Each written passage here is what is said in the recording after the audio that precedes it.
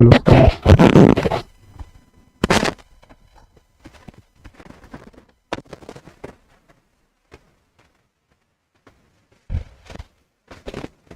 दोस्तों, teachers academy के online platform पे मैं रोहित कुमार तिवारी फिजिकल एजुकेशन की क्लास में आप लोगों का स्वागत करता हूं। कैसे आप सब? उम्मीद करते हैं आप सब बढ़िया होंगे, स्वस्थ होंगे, मस्त होंगे। बहुत दिनों बाद आज हमारी और आपकी मुलाकात हो रही है। बहुत दिनों से आपको भी मेरा इंतजार था और मुझे भी आप सबके साथ आने का बहुत दिनों से इंतजार था, लेकिन किसी कारण की बाध्यता बस हम आ नहीं पा रहे थे। तो अब फिर से आपकी क्लास उसी तरीके से होगी जैसे पहले होती थी, कंटिन्यू।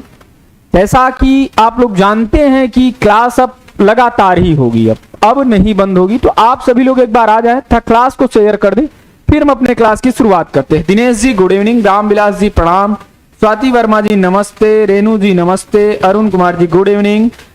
चलिए आ जाइए। Poonam ji good evening, Nitika Tiwari ji good evening, Vaidehi Pandey good evening, Santosh Chaudhary good evening.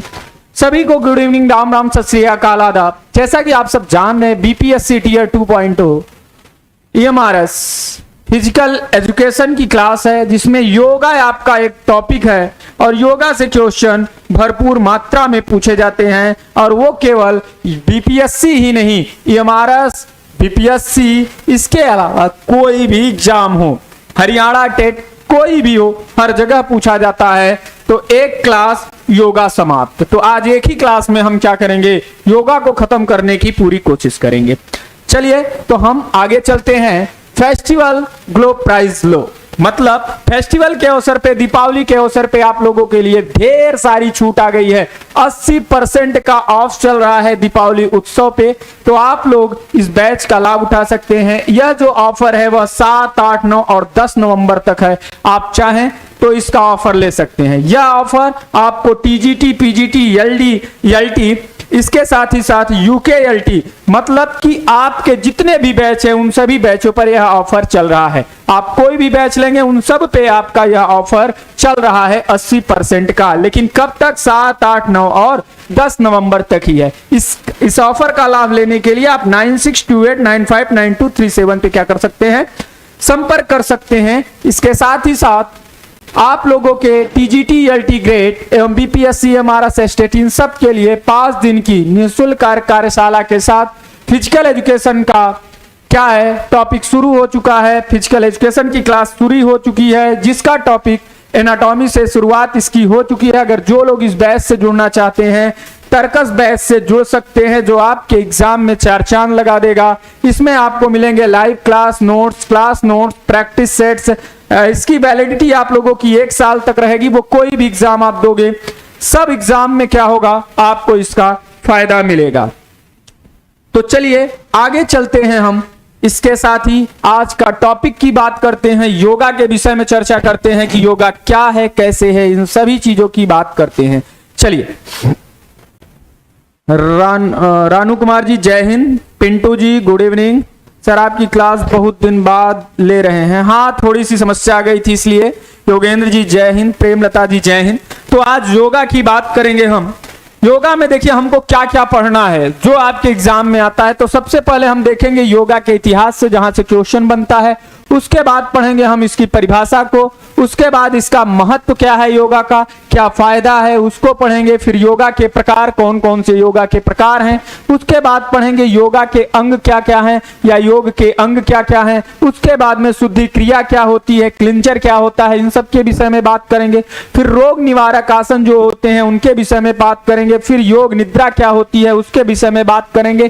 फिर बात करेंगे हम बंद के विषय में कि बंद क्या होती है। इन सारी चीजों के विषय में हम पढ़ेंगे इस टॉपिक में। तो एक एक करके हम देखते हुए चलेंगे। तो सबसे पहले हम किसकी चर्चा करेंगे? सबसे पहले हम चर्चा करेंगे क्या, इतिहास के विषय में कि योगा का इतिहास क्या है, योगा का उत्पत्ति कहां से हुई है, यह आया कहां से है, इसका उदय कहां से हुआ है। तो सबसे पहले हम बात करेंगे क्या, योगा के इतिहास के विषय में।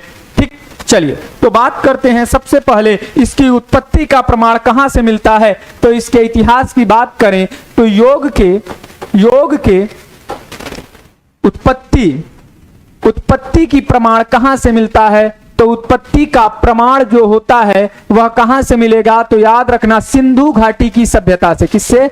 सिंधु घाटी की सभ्यता से इसका प्रमाण मिलता है। और यह सिंधु घाटी की सभ्यता कब से थी? तो याद रखिएगा यह सिंधु घाटी की जो सभ्यता थी यह जो है 300 ईसा पूर्व से है। कितना? 3000 ईसा पूर्व से है। ठीक, तो याद रखिएगा। अब यह सिंधु घाटी सभ्यता की कुछ भाषा ऐसी थी कि जो कि समझ में ही हमको नहीं आती थी। तो जब वहां पे हमको कोई भी चीज समझ में नहीं आती थी तो यहाँ पे जो मिट्टी के बर्तन मिले हमको, या मिट्टी के जो सामान मिले, मिट्टी की जो आकृति मिली, उन सब पे देखा गया कि मिट्टी के जो सामान मिले उन पर कुछ प्रतिबिंब बनाए गए थे। और उनमें क्या था? कुछ पोजेस थे, मतलब कि कुछ योगा की आकृतियां उभारी गई थी। इन सब को यहाँ पे देखा गया। ठीक है ना? तो आगे बात करते हैं हम। तो 3000 वर्ष पूर्व मानी जाती है। किसके आधार पर मानी जाती है? इसमें प्राप्त मूर्तियों के आसनों के आधार पर। क्या? मूर्तियों के आसनों के आधार पर, आसनों के आधार पर।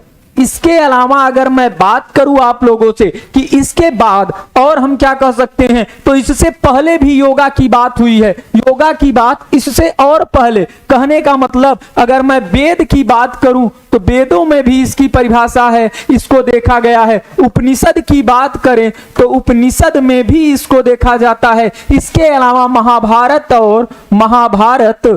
और रामायण में भी देखा जाए तो महाभारत और रामायण में भी इसके क्या मिलते हैं? साक्ष्य मिलते हैं, साक्ष्य मिलते हैं। तो याद रखिएगा कि इसके जो साक्ष्य हैं वह कहां कहां मिलते हैं? वेदों में मिलते हैं, उपनिषद में मिलते हैं, महाभारत में, रामायण में। यही क्वेश्चन पूछा गया था कि इनमें से किस में योग का साक्ष्य प्राप्त होता है। उसमें ऑप्शन था महाभारत, रामायण, उपनिषद और इनमें से सभी। तो क्या करोगे? उनमें से सभी। कुछ लोग उपनिषद को लगाए थे, लेकिन उपनिषद के साथ ही साथ आप याद रखो कि इनका जो है हर जगह पे, मतलब हर जगह पे, पंकज कुमार सिंह जी गुड इवनिंग।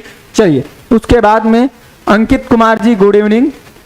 अगर मैं बात करूं तो हर जगह पे इसका क्या मिलता है? इसका जो है हमको उदाहरण देखने को मिलता है। ठीक है ना? याद रखिएगा। आगे बात करें, योगा का शास्त्रीय वर्णन पूछता है। अब देखो इसके अलावा ही अब क्या हुआ कि जब शुरू से ही वेद, उपनिषद, मतलब अगर मैं बात करूं वेदों की तो 4 वेद हैं, ऋग्वेद, यजुर्वेद, अथर्ववेद और सामवेद। उन चारों वेदों में इसका क्या मिलता है? इसका साक्ष्य मिलता है। इसके साथ ही साथ बात करें, अब जैसे मुगल काल आया, तो मुगल काल जब आया हमारे यहाँ भारत में, क्योंकि योगा की जो उत्पत्ति हुई है वह भारत से ही हुई है और कहीं से नहीं हुई है। तो जब भारत से ही इसकी उत्पत्ति हुई है योगा की, तो जायज सी बात है इसका जनक देश भी भारत ही होगा। क्या होगा? भारत ही होगा। तो अगर मैं बात करूं आप लोगों से कि जब मुगल काल में क्या हुआ, मुगल काल में इसका पतन होने लगा। क्योंकि यह कहा गया, मुगलों के द्वारा यह कहा गया कि यह जो है योगा जो है ये रूढ़िवादी एक विचारधारा है, और यह रूढ़िवादी विचारधारा किसकी है? हिंदुओं की है, इसलिए यह अलाउ नहीं होगा। फिर इसी तरीके से अंग्रेज आए, अंग्रेजों ने भी इसका पतन किया। लेकिन जैसे ही देश आजाद हुआ 1947 के बाद, पुनः यहाँ के लोग क्या किए? योगा को फिर ले आना शुरू कर दिए, योगा करना शुरू कर दिए, योगा को बढ़ावा देना शुरू कर दिए। इसी के अनुसार 21 जून को क्या मनाया जाता है? 21 जून को क्या? विश्व योगा दिवस, विश्व योग दिवस मनाया जाता है। याद रखना, क्या? 21 जून विश्व योग दिवस मनाया जाता है। ठीक, तो याद रखिएगा 2015 से यह तिथि घोषित कर दी गई कि 21 जून को। इसीलिए अगर अब देखो, अगर मैं बात करूं कि योग का पिता किसे कहा जाता है, योग का पिता किसे कहा जाता है या जनक किसे कहा जाता है, तो योग का जनक की अगर मैं बात करूं तो किसे कहा जाता है? तो महर्षि पातंजलि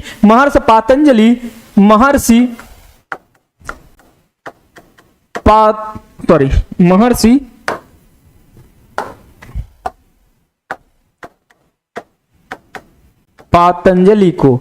तो महर्षि पातंजलि को, या पतंजलि होता है ना, पातंजलि नहीं, यहां पतंजलि होगा, महर्षि पतंजलि। ठीक, तो महर्षि पतंजलि को क्या कहा जाता है? योगा का जनक कहा जाता है या योगा का पिता कहा जाता है। ठीक है ना? चले आगे। Vijay Yadav ji good evening, Lata ji good evening, Mukesh ji good evening, Atma Yadav ji good evening, game slayer good evening.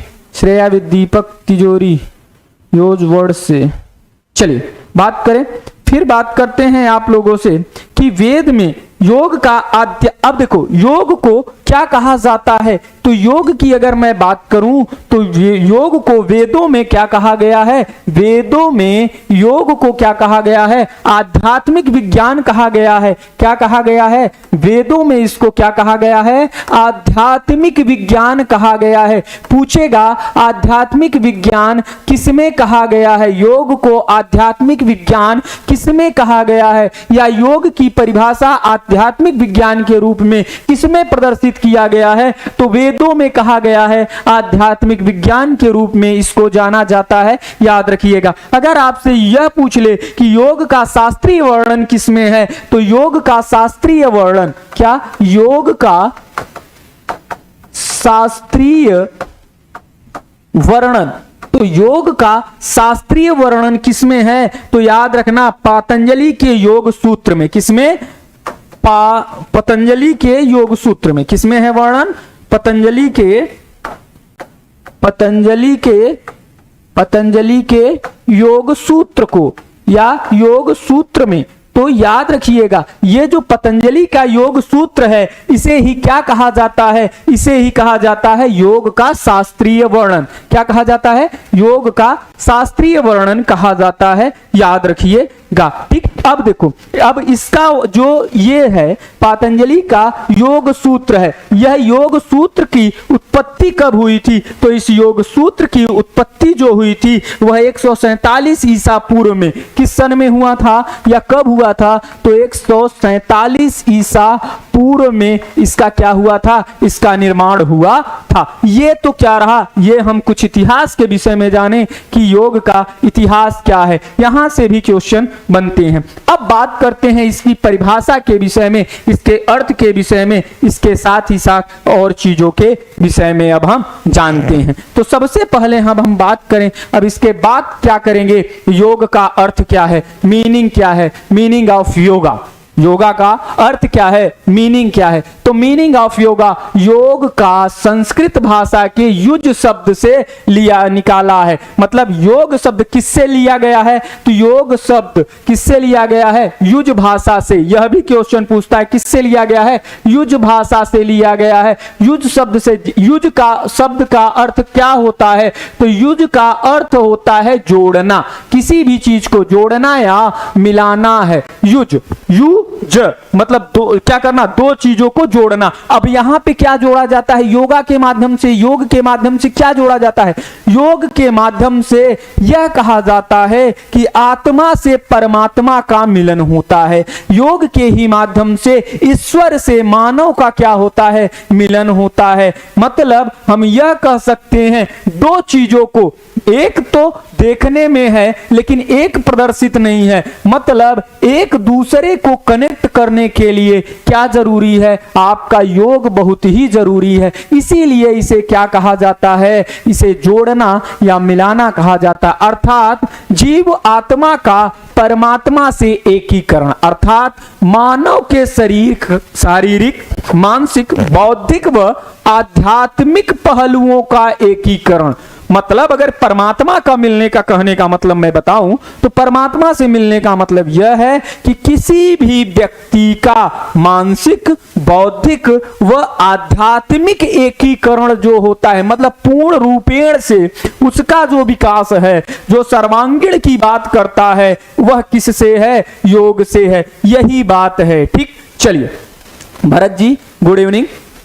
चलिए आगे बात करते हैं। अब हम आगे बात करते हैं इसकी परिभाषा की। तो देखो इसकी परिभाषा बहुत ही इंपॉर्टेंट है, यहां से क्वेश्चन कई बार पूछे गए हैं, तो इसलिए इसकी परिभाषा आप लोगों को याद होनी चाहिए। आप देखे होंगे इसकी परिभाषा जो है आप लोगों से स्टेट में भी पूछा गया था, तो इन परिभाषाओं को आप याद रखेंगे। पतंजलि ने क्या कहा, पतंजलि ने क्या कहा, पतंजलि ने यह कहा योग चित्तवृत्ति निरोध है। क्या है, योग चित्तवृत्ति निरोध है।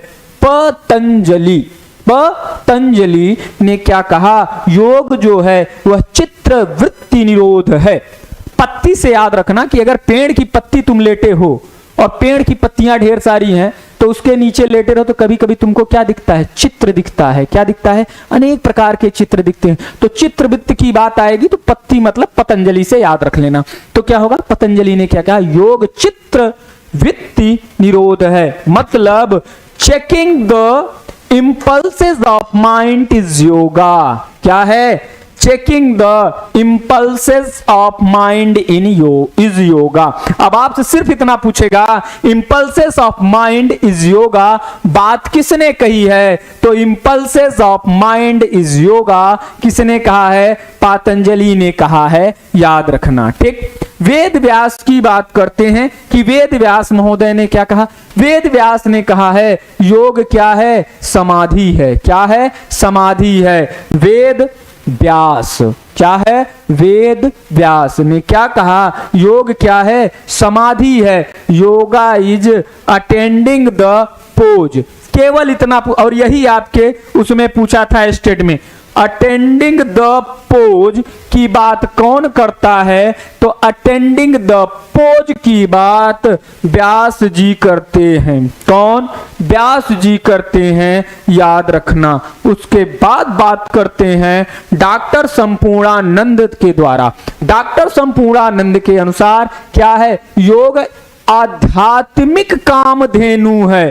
कामधेनु मतलब क्या? एक तरीके से गाय थी, तो गाय क्या देती है? दूध देती है। दूध क्या है? संपूर्ण आहार है। तो उससे याद रख लेना कि संपूर्णानंद और कामधेनु का संबंध है। तो कामधेनु संपूर्णानंद से संबंधित है, मतलब कि क्या कहा इन्होंने? योग क्या है? आध्यात्मिक कामधेनु है। क्या है? आध्यात्मिक कामधेनु है। Yoga is spiritual Kamadhenu. क्या? योगा इज स्पिरिचुअल कामधेनु की बात कौन करते हैं? डॉक्टर संपूर्णानंद। यह भी परिभाषा बहुत बार पूछा गया है, बहुत इंपॉर्टेंट है।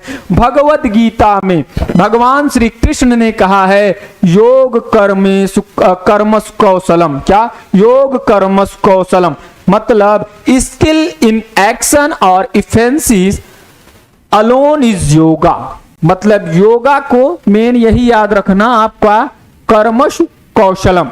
योग कर्मश कौशलम की बात कौन करता है? योग कर्मश कौशलम की बात करते हैं भगवान कौन? श्री कृष्ण। किसमें करते हैं? भगवत गीता में। ठीक है ना? Seema ji good evening, Prashant Kumar ji good evening, Deepak Rawat ji good evening, PK ji good evening, devil gamer good evening, सभी को गुड इवनिंग, राम राम, सत श्री अकाल, आदाब। अगर आप लोग चाहते हैं कि क्लास इसी तरीके से चलती रहे तो क्लास को लाइक करें और क्लास को शेयर करें। जितना ज्यादा शेयर करेंगे उतना ज्यादा लोगों को फायदा मिलेगा और आपको भी फायदा मिलेगा, क्योंकि एग्जाम दिसंबर में 3 लगे हुए हैं। हरियाणा टेट का भी लगा हुआ है आपका, उसके बाद बिहार का भी लगा है, उसके बाद में एमआरएस का भी लगा हुआ है। तो जितना ज्यादा लोगों के पास तक यह बात पहुंचाएंगे उतना ज्यादा लोगों को फायदा होगा। आगम के अनुसार आगम ने क्या कहा था? आगम ने सिर्फ बात की थी शिव और शक्ति की। शिव और शक्ति के बारे में ज्ञान ही क्या होता है? योग होता है। यह बात किसने कही थी? यह बात आगम ने कही थी। The knowledge about Shiva and शक्ति इज योगा। क्या? शिवा एंड शक्ति इज योगा होता है, याद रखना। अब इसके बाद में अगर मैं बात करूं कि और किसी ने भी कुछ कहा है या नहीं कहा है, तो याद रखना योग शास्त्र के अनुसार, किसके अनुसार? योग शास्त्र के अनुसार अगर मैं इसके बात करूं कि योग शास्त्र के अनुसार क्या कहा गया है, तो योग शास्त्र के अनुसार यह कहा गया है क्या कि सभी चिंताओं का परित्याग। क्या? सभी चिंताओं का परित्याग। सभी चिंताओं का परित्याग। चिंताओं का परित्याग करना ही क्या है? योगा है। सभी चिंताओं का परित्याग कर निश्चिंत होना या प्रत्याग करना योगा है।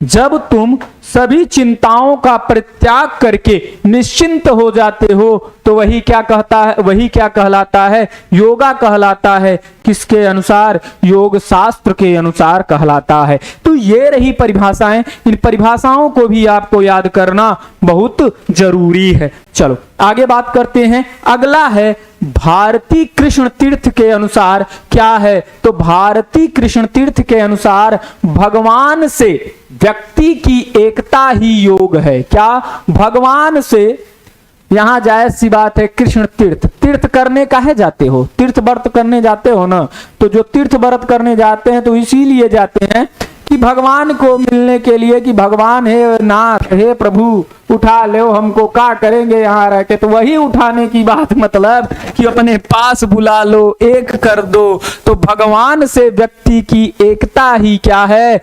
योग है। याद रखना, oneness of am with God is known as yoga.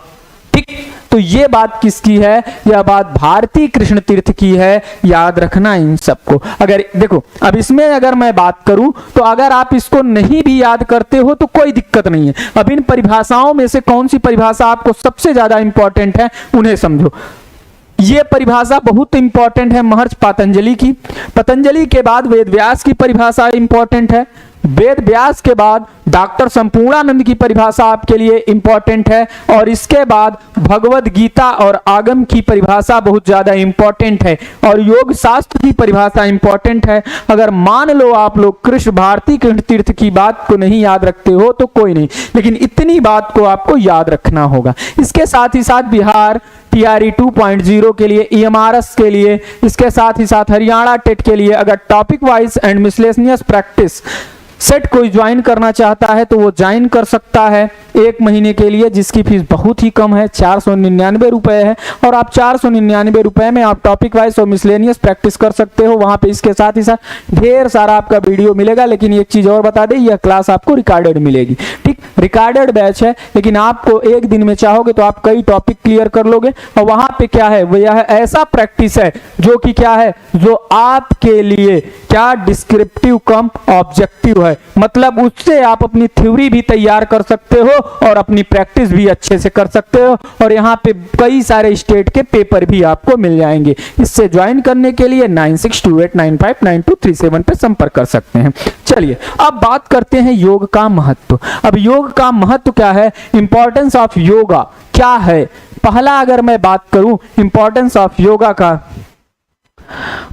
Manu Yadav ji, जय श्री कृष्णा, राधे राधे। चलिए कुसुम कुमारी जी, गुड इवनिंग। सभी को गुड इवनिंग, राम राम, सत श्री अकाल, आदाब। अब अगर हम बात करें आप लोगों से योग का महत्व क्या है, इंपॉर्टेंस ऑफ योगा क्या है, तो इंपॉर्टेंस ऑफ योगा की अगर मैं बात करूं तो इंपॉर्टेंस ऑफ योगा की अगर हम बात करेंगे तो क्या है, पहले नंबर की बात करें तो शारीरिक शुद्धता। पहला नंबर क्या होता है, शारीरिक शुद्धता। शारीरिक शुद्धता कहने का मतलब क्या है, इसके द्वारा आंतरिक व बाह्य सफाई, इसके द्वारा क्या होता है, क्या होता है इसके द्वारा आंतरिक व बाह्य सफाई, क्या बाह्य सफाई की बात होती है। अब आंतरिक और बाह्य सफाई की अगर मैं बात करूं तो क्या होता है, आपके शरीर में 3 गुण होते हैं। हमारे शरीर में कितने गुण होते हैं, हमारे शरीर में 3 गुण होते हैं। और वह 3 गुण क्या होते हैं, वह 3 गुण होते हैं क्या, वात होता है पहला नंबर, कफ होता है दूसरा नंबर, और तीसरा क्या होता है, तीसरा होता है पित्त। क्या होता है, तीसरा होता है पित्त। तो वात, कफ और पित्त, अगर ये 3 गुण हैं, अगर प्रवीण जी जय हिंद, कुछ रुपेश कुमार झारखंड से जोहार आ रहे हैं बिहार, अच्छी बात है। चलिए तो अगर मैं बात करें तो क्या है कि आपको वात, कफ और पित्त, अगर इन तीनों का क्या हो, आपके शरीर में संतुलन हो, ये तीनों चीजें आपके शरीर में अगर संतुलन हो, मेंटेन हो, तो आप कभी बीमार नहीं पड़ोगे। अगर आप बीमार पड़ते हो तो इन्हीं वात, कफ और पित्त के कारण पड़ते हो। तो यही वात, कफ और पित्त के संतुलन के लिए, ठीक रखने के लिए क्या किया जाता है, शुद्धि क्रियाएं की जाती हैं। इन्हीं को क्या करने हैं, इनको जो है संतुलित रखने के लिए, संतुलित रखने के लिए क्या किया जाता है, इनको संतुलित रखने के लिए आपसे क्या कराया जाता है,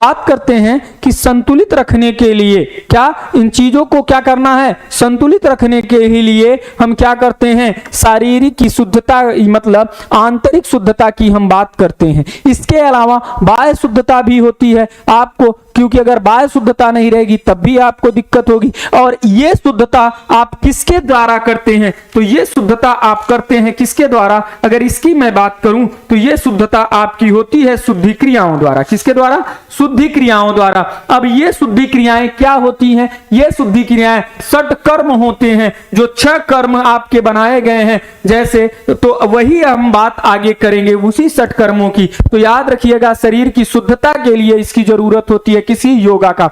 उसके बाद करें तो रोगों से बचाव एवं उपचार के लिए cure and prevention for disease. कहने का मतलब यह है कि यह रोग प्रतिरोधक शक्ति को क्या करता है, बढ़ा देता है। क्या करता है, रोग प्रतिरोधक शक्ति को प्रतिरोधक शक्ति को क्या करता है, योगा बढ़ा देता है। अगर आप योगा डेली करोगे तो आपका क्या होगा, रोग प्रतिरोधक शक्ति बढ़ जाएगा। कैसे बढ़ेगा, जब वात पित्त और कफ तीनों मेंटेन रहेंगे तो जायज सी बात है आपके अंदर क्या होगा कि आपका क्या होगा, सारी चीजें सही होंगी। इसके अलावा अगर मैं बात करूं आप लोगों से कि और क्या होता है इसके अंदर, तो जैसे इसके साथ ही साथ इसमें क्या होता है, जैसे कि पोस्चर जो होते हैं, जो आपके पोस्चर होते हैं उन पोस्चर की सुधार के लिए भी यह होता है। इसके साथ ही साथ मंडूकासन और वज्रासन होता है। क्या होता है, मंडूकासन, मंडूकासन और वज्रासन होता है, जो आपका क्या करता है, जो मधुमेह के लिए, किसके लिए, मधुमेह के लिए क्या होता है, यह फायदेमंद होता है। मधुमेह के लिए यह क्या होता है, जरूरी होता है। इसके अलावा बात करें तो ब्रोंकाइटिस, साइनस होता है, अस्थमा होता है, गठिया होता है, गैस्ट्राइटिस होता है, मूत्र विकार होता है, रोग होता है, तनाव होता है। इसके साथ ही साथ महिलाओं में अगर मैं बात करूं तो मासिक धर्म का अनियमितता जो होती है, इसके साथ ही साथ उच्च रक्तचाप होता है, कोढ़ होता है, हिस्टीरिया होता है, बहुत सारे रोग होते हैं। जो इन रोगों का उपचार किससे किया जाता है, आपके इसी योगा से किया जाता है। इसलिए योगा जो है क्या काम करता है, रोगों से बचाव का भी कार्य करता है। इसके बाद बात करें मानसिक तनाव को यह कम करता है। क्या करता है, मानसिक तनाव को कम करता है। कहने का मतलब यह है कि यह क्या काम करेगा, जैसे प्रत्याहार, धारणा व ध्यान। क्या, प्रत्याहार, धारणा और ध्यान, अगर मैं इनकी बात करूं तो प्रत्याहार, धारणा और ध्यान, ये जो तीनों चीजें होती हैं, ये तीनों आपकी क्या काम करती हैं, तो ये तीनों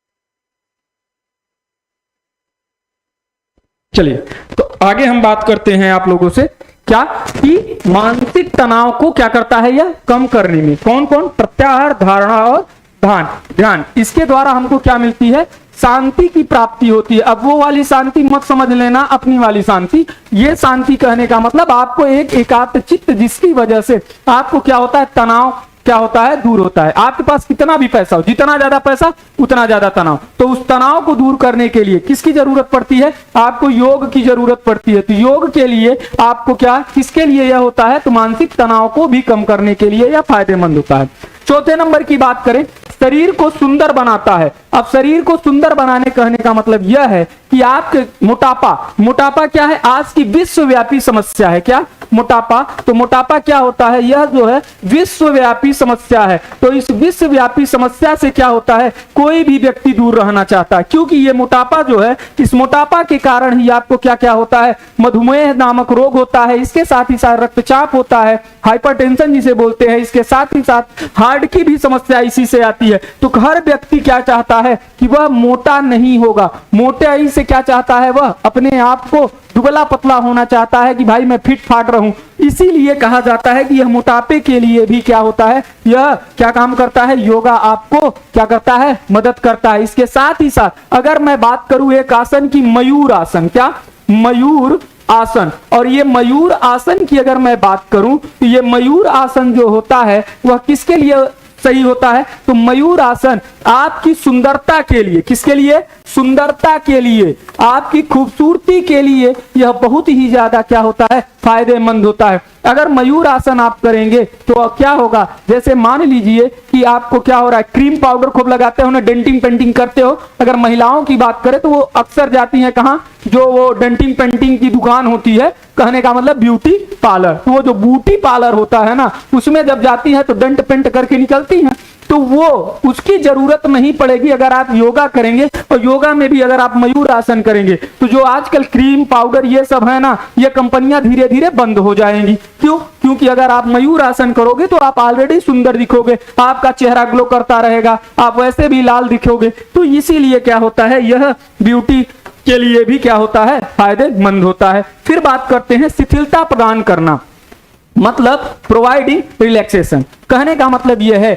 कि अब जब आपको रिलैक्स, आराम की जरूरत होती है तो उसमें भी यह क्या होता है, यह फायदेमंद होता है। मतलब कि जो थकावट होती है, क्या थकावट, जब आप कोई भी कार्य करते हो, वो चाहे आप खेल रहे हो या कोई भी कार्य करो या मान लो पढ़ ही रहे हो, तो हर व्यक्ति मानसिक रूप से, शारीरिक रूप से थकता है। तो जब मानसिक रूप से और शारीरिक रूप से थकता है तो उस थकान के लिए क्या करना चाहिए, योगा किया जाता है। और इसके लिए आप क्या करते हो, शवासन और मकरासन। क्या करते हो, शवासन व मकरासन, क्या मकरासन, ये दोनों आसन आप करते हो किसके लिए, आप शिथिलता प्रदान करने के लिए या अपनी थकान को दूर करने के लिए। इसके अलावा अगर मैं बात करूं तो जैसे पद्मासन है, क्या पद्मासन, तो पद्मासन भी आप करते हो किसके लिए, पद्मासन करते हो तो पद्मासन एवं नदम्य साधन। कौन, नदम्य साधन, ये दोनों चीजें आपके लिए क्या होती हैं, फायदेमंद होती हैं। इसके द्वारा क्या होता है, इसके द्वारा मानसिक थकान दूर होती है। क्या, मानसिक थकान दूर होती है। तो मानसिक थकान आप किसके द्वारा दूर करते हो, पद्मासन और नदम्य साधन के द्वारा करते हो। ठीक, आगे बात करते हैं। अगला क्या है, 5वें नंबर की बात करें कि शरीर के आसन को ठीक रखना। अब शरीर के आसन को ठीक रखने की बात करें हम तो यह क्या कहता है, keep the correct posture of body. कहने का मतलब यह है कि जब आपके शरीर में क्या होता है, लॉर्डोसिस होता है, काइफोसिस होता है, स्कोलियोसिस होता है, इसके अलावा बहुत सारे आपके अंदर क्या होते हैं, जैसे अगर पैर की बात करें तो वहां पे क्या होता है, नॉक नी होता है, नॉक नी के अलावा क्या होता है, जेनुवरम होता है, जेनुवेलगम होता है, बहुत सारे क्या होते हैं आपके बॉडी में, पोस्चर में क्या होते हैं, दिक्कतें आती हैं। तो उनको ठीक करने के लिए भी क्या होता है, योगा होता है। अब इसके लिए आपका कौन कौन सा होता है, तो अगर मैं इसकी बात करूं तो जैसे वज्रासन हुआ, सर्वांगासन हुआ, मयूर आसन हुआ, चक्रासन हुआ, इसके अलावा नौकासन हुआ, ये जितने भी होते हैं वह आपके पोस्चर को सही करने के लिए होते हैं। आगे बात करते हैं 6ठा नंबर, आध्यात्मिक विकास में सहायता करने के लिए, स्पिरिचुअल डेवलपमेंट के लिए। अगर स्पिरिचुअल डेवलपमेंट की मैं बात करूं आप लोगों से तो स्पिरिचुअल डेवलपमेंट की, अल्पना कुमारी जी गुड इवनिंग, चलिए तो आगे बात करते हैं कि स्पिरिचुअल डेवलपमेंट के लिए तो मतलब जैसे पद्मासन और सिद्धासन, तो आसन होते हैं कौन से, पद्मासन, आगे बताएंगे कि आसन के प्रकार कितने होते हैं, पद्मासन और सिद्धासन, सिद्ध आसन। तो ये जो पद्मासन और सिद्ध आसन है, ये दोनों क्या करते हैं, यह दोनों की अगर मैं बात करूं तो पद्मासन और सिद्ध आसन जो है यह आध्यात्मिक विकास के लिए सबसे अच्छा आसन होता है। किसके लिए, आध्यात्मिक विकास के लिए। ठीक, आगे बात करें लचक, यहां लचक नहीं होगा भैया, यहां पे इसको सही कर लेना, ये लचक होगा। क्या होगा, इसको मैं इस पेन से कर देता हूं जिससे समझ में आए। लचक में वृद्धि करना, लचक में वृद्धि करने का मतलब क्या है? अगर आपकी शरीर, आपकी बॉडी अगर क्या हो, रिजिड होगी, तो उसमें क्या समस्या आएगी? आपको फ्रैक्चर ज्यादा होंगे, फ्रैक्चर के साथ साथ चोटें खेल में ज्यादा लगेंगी। तो उन चोटों से बचाने के लिए आपको किसकी जरूरत पड़ती है? फ्लेक्सिबिलिटी की जरूरत पड़ती है। और फ्लेक्सिबिलिटी के लिए आपको क्या करना पड़ेगा? आपको योग करना पड़ेगा। क्यों? क्योंकि जैसे आप वार्मिंग अप भी करते हैं, तो जो वार्मिंग अप करते हैं किसके लिए? फ्लेक्सिबिलिटी के लिए करते हैं। तो जो मान लीजिए कि ये योग क्या होता है, एक आसान होता है, सबसे आसान चीज होती है, यह नॉर्मल इंसान भी करता है। और इसकी आसानी के ही वजह से क्या होता है कि लोग जो है योग करते हैं। यह बूढ़ा, इसके साथ ही साथ बच्चा, जवान, यह सबके लिए होता है, महिला, इसके अलावा लड़की, सबके लिए यह होता है। तो जैसे बुजुर्ग हैं, तो बुजुर्गों को क्या, उनको भी तो फ्लेक्सिबिलिटी चाहिए उनकी, क्योंकि उनकी हड्डियों में क्या होता है कि धीरे धीरे क्या होता है कि साइनोवियल द्रव्य जो होता है वह कम हो जाता है। तो साइनोवियल को बनाए रखने के लिए, अब उनके अंदर जब साइनोवियल कम हो जाएगा तो उनके क्या होता है कि उनकी जो बोन होती है वह क्या हो जाती है, या जो ज्वाइंट्स होते हैं वह क्या हो जाते हैं, रिजिड हो जाते हैं। तो उनमें उस ज्वाइंट को बराबर मूवमेंट के लिए, इन सब के लिए योगा बहुत जरूरी है। तो जैसे चक्रासन हुआ, धनुरासन हुआ, हलासन हुआ, भुजंगासन हुआ, ये सब हम करते हैं किसके लिए? फ्लेक्सिबिलिटी के लिए। ठीक, उम्मीद है इतनी चीजें आपको समझ में आ गई होंगी। 8वें नंबर की बात करते हैं, स्थूलता या मोटापा को कम करना। अब स्थूलता या मोटापा को कम करने की बात करें तो वही चीज फिर बताएंगे कि मोटापा क्या है, विश्वव्यापी समस्या है। इसके लिए तो क्या है, योगा जरूरी है। क्योंकि जब आप योगा करोगे, ध्यान केंद्रित करोगे, भूख कम लगेगी, खाना कम खाओगे, तो क्या होगा, मोटापा ऑटोमेटिक दूर होगा। ठीक, उसके बाद बात करते हैं 9 नंबर, स्वास्थ्य में सुधार करना। स्वास्थ्य में सुधार करना कहने का मतलब कि जब आप योगा करोगे तो आप वैसे भी सुस्त और स्वस्थ और तंदुरुस्त रहोगे। कैसे? वात, कफ और पित्त, इन तीनों का क्या रहेगा, हमेशा संतुलन बना रहेगा। और जब ये तीनों संतुलित रहेंगी तो आपका शरीर क्या होगा, ऑलरेडी स्वस्थ रहेगा। बात करते हैं 10वां नंबर, नैतिक व आचारिक मूल्यों को बढ़ाता है। अब इनहेंस मोरल एंड इथिकल क्या वैल्यूज। अब इसकी बात करें कि यह काम कैसे करता है, तो आप लोग सुने होंगे क्या, अष्टांग योग। अष्टांग योग, तो अष्टांग योग की अगर मैं बात करूं तो अष्टांग योग में यम और नियम 2 हैं। क्या? यम और नियम। और ये यम और नियम जो हैं, मतलब अष्टांग योग के जो 2 अंग हैं, यह पहला अंग होता है और यह दूसरा अंग होता है। और यम और नियम जो होता है, यह पहला अंग और दूसरा अंग, इनके द्वारा यम और नियम, अगर यम की बात मैं करूं तो यम में क्या क्या होता है, नियम में क्या क्या होता है। तो यम में होता है अहिंसा, सच्चाई, अपरिग्रह, चोरी न करना, संतोष, ये सारी चीजें होती हैं। तो ये जितने चीजें हैं वो क्या है, मोरल की बात करता है, आपकी इथिकल की बात करता है। उसी प्रकार से नियम की भी बात होती है कि जब आप नियम से रहेंगे तो सारी चीजें आपकी क्या रहेंगी, आपके मोरल और इथिकल सारी चीजें सही रहेंगी। ठीक, चलें आगे बात करें। तो ये था क्या, ये था योग के महत्व। उम्मीद है योग के महत्व के बारे में चीजें आपको समझ में आ गई होंगी। किसी को कोई समस्या हो, परेशानी हो तो बता देना, ठीक है ना। चलें आगे। अब बात करेंगे अब हम योग के प्रकार के, type of yoga. Type of yoga की मैं बात करूं कि योगा के कितने प्रकार होते हैं, तो आप क्या बताओगे टाइप ऑफ योगा की? तो बताइए जल्दी से एक बार कमेंट कर दीजिए। श्रद्धा भारती जी, गुड इवनिंग सर। मेरा बीए 50% नहीं है पर एमए 56% है। टीजीटी बीपीएससी का फॉर्म भर सकते हैं, भर सकती हूँ, स्टेट क्वालिफाई हूँ। तो किस सब्जेक्ट में आपका है? अगर फिजिकल एजुकेशन में है तो फिजिकल एजुकेशन में अगर आपका है तो आपका 50% मांगा है। केवल 45% की अगर मैं बात करूं तो 45% केवल और केवल नेशनल प्लेयर या कोई ओलंपियन होगा या एशियन गेम का प्लेयर होगा, राष्ट्रमंडल खेल का प्लेयर होगा, उसके लिए 45% कहा है। लेकिन इसके अलावा आप नहीं डाल सकते, 50% मांगा है, ठीक है ना। चलिए, Ashok Pal ji good evening. Ajay Kumar ji hi. Parul Tripathi ji Ram Ram. Ajay Kumar state practice set चाहिए, तो प्रैक्टिस सेट के लिए आप 9628959237 पे क्या कर सकते हो, फोन कर लीजिए या आप इस नंबर पे मैसेज कर दीजिए, हमारी संस्था आपसे संपर्क कर लेगी, ठीक है ना। चलिए, ममता वर्मा जी जय हिंद। सर चलिए आगे बात करते हैं। तो योग के प्रकार की बात करें, टाइप ऑफ योगा की बात करते हैं। तो देखो अगर योगा की मैं बात करूं तो योगा के कई प्रकार हैं। पहला क्या होगा, चतुरांग योग, पातंजलि योग, कुंडलियन योग, हठ योग, मंत्र योग, लय योग, अष्टांग योग। तो ये योग के प्रकार होते हैं। अब चतुरांग योग क्या होता है, हम इसकी बात करते हैं कि चतुरांग योग क्या है। तो चतुरांग योग की मैं बात करूं तो इसमें क्या है, चतुरांग योग में कितने अंग शामिल हैं, तो इसके अंतर्गत 4 योग शामिल हैं। इसमें कितने, 4 योग आते हैं। 4 योग वह कौन कौन से हैं, भक्ति योग, राजयोग, ज्ञान योग, और इसके अलावा बात करें तो सबसे बड़ा जो होता है कर्म योग।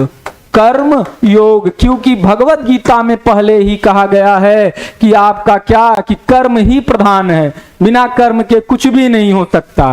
कितना भी भगवान हो, माँ हो, बाप है, सबकी सेवा करते रहो, लेकिन कर्म नहीं करोगे तो नहीं होगा। ठीक है, वो अच्छी बात है, अपनी जगह है, लेकिन कर्म सबसे बड़ा है। पहले ही परिभाषा बता दिया गया, कर्मेश कौशलम की बात कह दी गई भगवत गीता में, तो वही बात है। ठीक, तो जब तक कर्म प्रधान होता है, कर्म करोगे तभी आपको क्या मिलेगा, फल। लेकिन आदमी कहता है ना, कर्म करो लेकिन फल की चिंता न करो। तो इसका मतलब वहां पे यह नहीं कहा गया है कर्म करो फल की चिंता न करो। अरे भाई कर्म करेंगे तो फल की चिंता क्यों नहीं करेंगे, हर इंसान कुछ न कुछ चाह रखता है। वो यह कहा जाता है कि कर्म करो फल की चिंता न करो, कि अगर आप ईमानदारी के साथ अपना कर्म करोगे, ईमानदारी के साथ अगर अपना काम करोगे तो आपको फल की चिंता करनी ही नहीं पड़ेगी, ऑलरेडी आप हो जाओगे। अगर आप ईमानदारी के साथ 6 से 7 घंटे डेली आप पढ़ रहे हो इस समय, तो आप ईमानदारी के साथ आपको नौकरी मिल ही जाएगी, क्योंकि जब आप सिलेबस के अनुसार आप पढ़ोगे, सारी चीजें पढ़ोगे, तो आपका क्या होगा, आपका जरूर सिलेक्शन होगा, क्यों नहीं होगा, वही चीज है। तो वही बात करता है कि चतुरांग योग में 4 अंग होते हैं, और यह चतुरांग योग जो होता है, ये जो 4 अंग होते हैं कौन कौन होते हैं, कर्म योग, भक्ति योग, राजयोग और ज्ञान योग। अब इसमें राजयोग का मतलब राजा बनना नहीं होता, ज्ञान योग तो भाई आप समझ ही गए होंगे कि ज्ञान करना, अध्ययन करना, अध्ययन मतलब कि जितना हो सके उतना अध्ययन करो, अच्छी अच्छी किताब पढ़ो, पढ़ो लिखो, हाँ क्या बनो, राजा बनो। लेकिन भाई देखो स्पोर्ट वाले एक ही चीज कहते हैं, खेलोगे कूदोगे तो लोग कहते हैं खराब बनोगे, नहीं खेलोगे कूदोगे तो डीएसपी बनोगे। ठीक है ना, देखे होगे अभी पारुल चौधरी को, हाँ तो पारुल चौधरी को क्या बना दिया गया, डीएसपी बना दिया, क्योंकि उत्तर प्रदेश का ये वो है कि जो भी एशियन गेम या उसमें मेडलिस्ट है, गोल्ड मेडलिस्ट, उसको क्या बनाया गया, डायरेक्ट डीएसपी बनाया गया। आप पढ़ लिख के भी पीसीएस से डीएसपी बनोगे, आप ऐसे भी सीधे खेल कूद के आप डीएसपी बन गए, बने ना। तो वही बात है कि, तो अब बात करेंगे कर्मयोग की। तो कर्मयोग गीता में, इसकी चर्चा किसमें की गई है, गीता में की गई है, इसमें ज्यादा हमको बताने की चर्चा जरूरत नहीं है। फिर बात कर लेते हैं हम भक्ति योग की। भक्ति योग की बात करें तो मन को जागृत या एकाग्र करना, क्या, मन को जागृत या एकाग्र करना।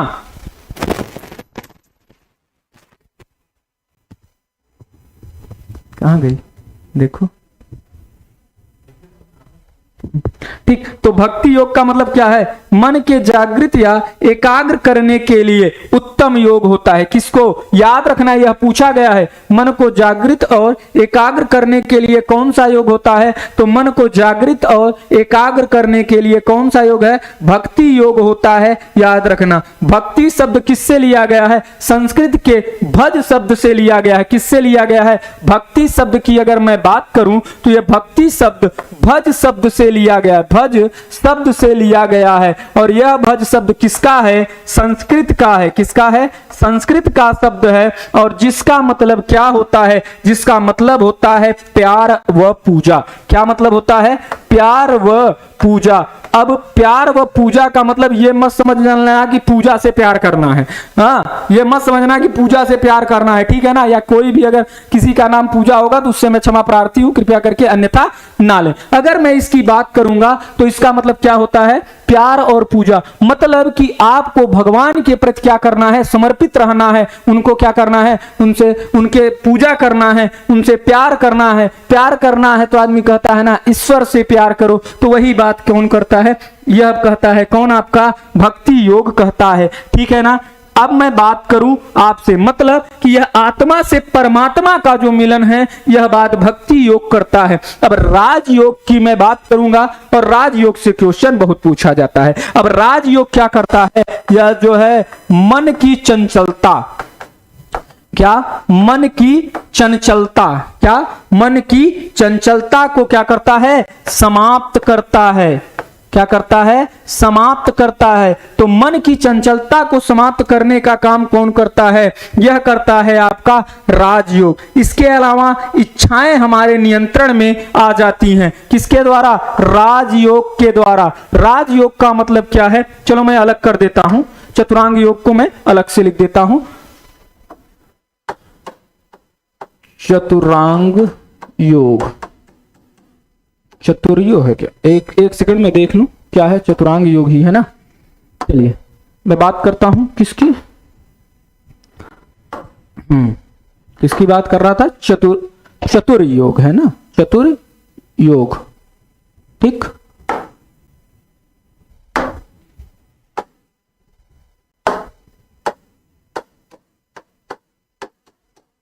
चतुर्योग में चार कौन कौन सी होती हैं? तो पहला क्या होता है? कर्मयोग। कर्मयोग इसकी चर्चा किसमें की गई है? तो कर्मयोग की चर्चा किसमें की गई है? कर्मयोग की चर्चा भगवद गीता में। किसकी? भगवद गीता में है। किसमें है? भगवद गीता में है। फिर बात करें राजयोग की, कर्मयोग के बाद फिर क्या आएगा? भक्ति योग, सॉरी भक्ति योग। तो भक्ति योग आप लोगों को मैंने बता दिया क्या, यह किससे बना है? यह संस्कृत के, क्या संस्कृत के किससे बना है? भज शब्द से। और भज का मतलब क्या होता है? भज का मतलब होता है प्यार और पूजा। क्या? प्यार और पूजा, मतलब भगवान से क्या? आत्मा और परमात्मा का मिलन। किसके द्वारा? अपनी इच्छा शक्ति के द्वारा, आपके प्यार और पूजा के द्वारा। ठीक है ना। चले आगे बात करें। चलिए lovely Yadav ji good evening. अब बात करते हैं ये भक्ति के बाद, अब बात करते हैं हम इसके बाद किसकी? राजयोग की। तो राजयोग भी आपसे पूछेगा यहां से। तो राजयोग की अगर मैं बात करूं आप लोगों से कि राजयोग क्या है, तो राजयोग का मतलब यह होता है आप राजा होना। किस पर राज कर रहे हैं? किस पर राज? धन दौलत का राज्य नहीं, अपने मन पर राज करना, अपने मन पे काबू पाना। कहने का मतलब यह है, राजयोग का मतलब है मन पर काबू पाना, काबू पाना, अर्थात मन की चंचलता, मन की चंचलता पर अधिकार करना। क्या? अधिकार करना। मतलब मन आपका भटक रहा है, मतलब आप पढ़ने बैठे हो, अपना कर्म करने बैठे हो, और आपका मन भाग रहा है कि काश ये हो जाता, काश वो हो जाता, थोड़ा अभी सो लेते हैं, अभी चलो चाय पी लेते हैं, दोस्त से मिल लेते हैं। तो इन्हीं सब इच्छाओं पे अगर आपने क्या पा लिया है? विजय प्राप्त कर लिया है। इन्हीं सब इच्छाओं पे, मतलब कि अब आप इच्छाओं के अनुसार आप खुद नहीं चलेंगे, इच्छाओं को अपने अनुसार अगर आप चला रहे हैं, तो यही क्या होता है? यही आपका होता है राजयोग। यही क्या होता है आप लोगों का? यही होता है आप लोगों का राजयोग। Lovely Yadav ji good evening. Lovely Yadav ji like कर दीजिए सर जी। चलिए हाँ भाई लाइक भी कर दीजिए, बिल्कुल बिल्कुल। देखिए लवली जी सही कर रहे हैं, क्योंकि भाई अब इतने लोग जुड़े हैं आप सब, तो आप लोग लाइक भी तो कर दीजिए। क्योंकि देखिए हम तो पूरी ईमानदारी के साथ आप लोगों के साथ जुड़ते हैं, लेकिन आप अगर हमारे साथ ईमानदारी के साथ नहीं जुड़ेंगे तो ये कैसे काम चलेगा? हाँ, एक तरफ से मजा नहीं आता है। ठीक है ना। चलिए तो बात करते हैं, मतलब इसका क्या होता है? इच्छाएं हमारे नियंत्रण में हो। क्या हो? इच्छा हमारे नियंत्रण में हो। क्या हो? इच्छा हमारे किस में हो? हमारे नियंत्रण में हो, हमारे कस में हो, हमारा मन क्या हो? अनुशासित हो। जिस प्रकार शारीरिक क्रिया के द्वारा शरीर को शक्तिशाली बनाया जाता है, जिस प्रकार शारीरिक क्रिया के द्वारा क्या किया जाता है? शरीर को शक्तिशाली बनाया जाता है, शक्तिशाली बनाया जाता है, शाली बनाया जाता है। उसी प्रकार क्या? उसी प्रकार क्या कर सकते हैं, उसी प्रकार आप जो हैं, उसी प्रकार आप क्या कर सकते हैं, उसी प्रकार क्या कर सकते हैं, उसी प्रकार राजयोग के द्वारा, राजयोग के द्वारा इच्छा शक्ति, क्या इच्छा शक्ति को क्या किया जाता है, शक्तिशाली बनाया जाता है, बनाया जाता है। ठीक है ना, उम्मीद है इतनी चीजें समझ में आ गई होंगी। अब राजयोग के मैं बात करूं तो राजयोग के बाद आपका क्या होता है, आपका होता है ज्ञान होना। क्या, ज्ञान होना। ठीक, क्या होना, ज्ञान होना। अब ज्ञान की बात करें तो ज्ञान का मतलब यह है कि बिना योग के, क्या, बिना योग के ज्ञान नहीं होता, नहीं होता। और बिना ज्ञान के क्या नहीं होता, बिना ज्ञान के योग नहीं होता। ठीक, मतलब ये एक दूसरे पे परोक्ष या अपरोक्ष रूप से क्या है, इस पर क्या है, आश्रित हैं एक दूसरे पर। अब आपसे क्या पूछता है, मन की चंचलता किस योग के अंतर्गत आती है, मन की चंचलता पे अपना कस बस या विजय प्राप्त करना किस योग के अंतर्गत आता है, तो आप क्या बताओगे, राजयोग के अंतर्गत आता है। और ये राजयोग कई बार आपसे एग्जाम में पूछा गया है, तो याद रखिएगा राजयोग क्या होता है। ठीक, आगे बात करते हैं अब हम। तो ये था राजयोग के विषय में। तो राजयोग के बाद अब हम बात किस पे कर ले, अब हम बात कर लेते हैं पातंजलि योग पे। किस पे बात कर लेते हैं, तो अब हम बात कर ले आप लोगों से किस पे, तो अब हम बात कर लेते हैं पातंजलि योग पे कि पातंजलि योग कौन सा है, इस पे अब हम चर्चा करेंगे। अब बात करें अगर हम पातंजलि योग पे, तो इसे क्या कहा जाता है, परमात्मा की प्राप्ति के लिए यम और नियमों का जो पालन होता है। नो 8 बजे तो ठीक, क्या होता है कि पातंजलि योग का मतलब यह होता है कि किसके द्वारा, यम और नियम के द्वारा, किसके द्वारा, यम और नियम के द्वारा हम क्या करते हैं, इनका पालन करके भगवान की या आत्मा से परमात्मा की जो मिलन होती है या प्राप्ति होती है, किसके द्वारा, यम और नियम के द्वारा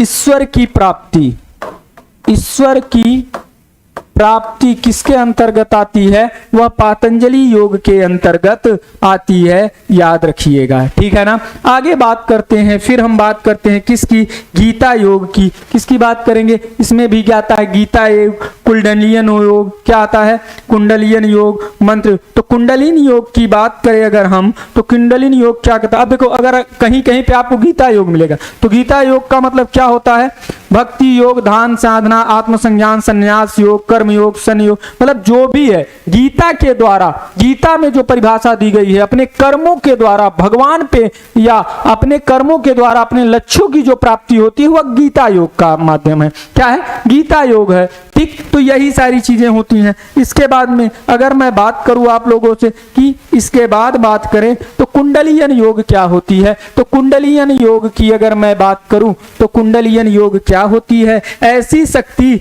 जो अपने अंदर छिपी शक्तियों का परिचय कराती है। क्या, ऐसी शक्ति, ऐसी शक्ति जो अपने अंदर छिपी शक्ति का बोध कराती है। क्या कराती है, बोध कराती है, उसे ही हम क्या कहते हैं, कुंडलिनी योग कहते हैं। क्या कहते हैं, कुंडलिनी योग कहते हैं। ठीक, मतलब हम ये कहते हैं कि कुंडलिनी योग को महान योगियों ने क्या कहा है, सुख का साधन कहा है। आप कुंडलिनी योग की अगर मैं उदाहरण बताऊं तो जैसे आपने बचपन में आपने क्या शक्तिमान देखा रहा होगा, तो शक्तिमान देखे होंगे तो यहां से लेके एक चक्र यहां से नापता था जब वो ध्यान करता था, और यह पूरे यहां तक पूरे नीचे तक जाता था। तो यही जो कुंडलियां बनती थी वही कुंडलियां क्या है, कुंडलिनी योग है। ठीक है ना। चलिए गोविंद यादव जी जय हिंद। आगे बात करते हैं इसके बाद। ठीक, आगे बात करें कुंडलिनी योग के बाद। अब बात करेंगे हम हठ योग की। किसकी बात करेंगे, हठ योग की बात करते हैं कि हठ योग क्या है। तो हठ योग की अगर मैं बात करूं तो ये जो हठ योग है यह क्या होता है, तो हठ योग जो होता है इसके बहुत सारे प्रकार में सबसे मुख्य और विशेष योग है। क्या, जितने भी योग के प्रकार हैं यह क्या है, सबसे मुख्य है। क्या है, सबसे मुख्य प्रकार है। क्यों यह मुख्य प्रकार है, इसको आप क्यों मुख्य प्रकार कह रहे हो, अब ये बताओ। क्योंकि इसके अंदर सारी चीजें आती हैं। क्या होती हैं, यहाँ इसके अंदर क्या होते हैं, सारे योग के गुण आते हैं। मतलब षटकर्म, मुद्राएं, प्राणायाम, आसन, इसके अंतर्गत क्या आती हैं, इसके अंतर्गत सभी कुछ आता है। मतलब षटकर्म, षटकर्म के बाद अष्टांग योग, अष्टांग योग, अष्टांग योग के अलावा अगर मैं बात करूं कि और क्या आती हैं, प्राणायाम, आसन, मतलब वही अष्टांग योग मतलब प्राणायाम, आसन, धारणा, ध्यान, ये सारी चीजें। तो इसके अंतर्गत क्या आता है, षट कर्म और अष्टांग योग। अब इसमें क्वेश्चन कैसे पूछता है कि इनमें से कौन सा ऐसा योग का प्रकार है जिसमें अष्टांग योग और षट कर्म दोनों आता है, या यह पूछेगा ऐसा कौन सा योग का प्रकार है जिसमें अष्टांग योग आ जाता है। तो याद रखिएगा यही हठ योग होता है, याद रखना। फिर बात करें हम मंत्र योग। तो मंत्र योग आप सभी लोग जानते हो क्या होता है। मंत्र मतलब समाधि की स्थिति में बैठकर एक ही शब्द का उच्चारण बार बार करते रहना और उससे भगवान की प्राप्ति करना, ईश्वर की प्राप्ति करना, परमात्मा से आत्मा का मेल करवाना ही क्या कहलाता है, मंत्र योग कहलाता है। फिर बात करें हम लय योग। तो लय योग क्या होता है, मन को एकाग्रचित करके योग करना। क्या, मन को एकाग्रचित, क्या एकाग्र चित करके क्या करना, आत्मा और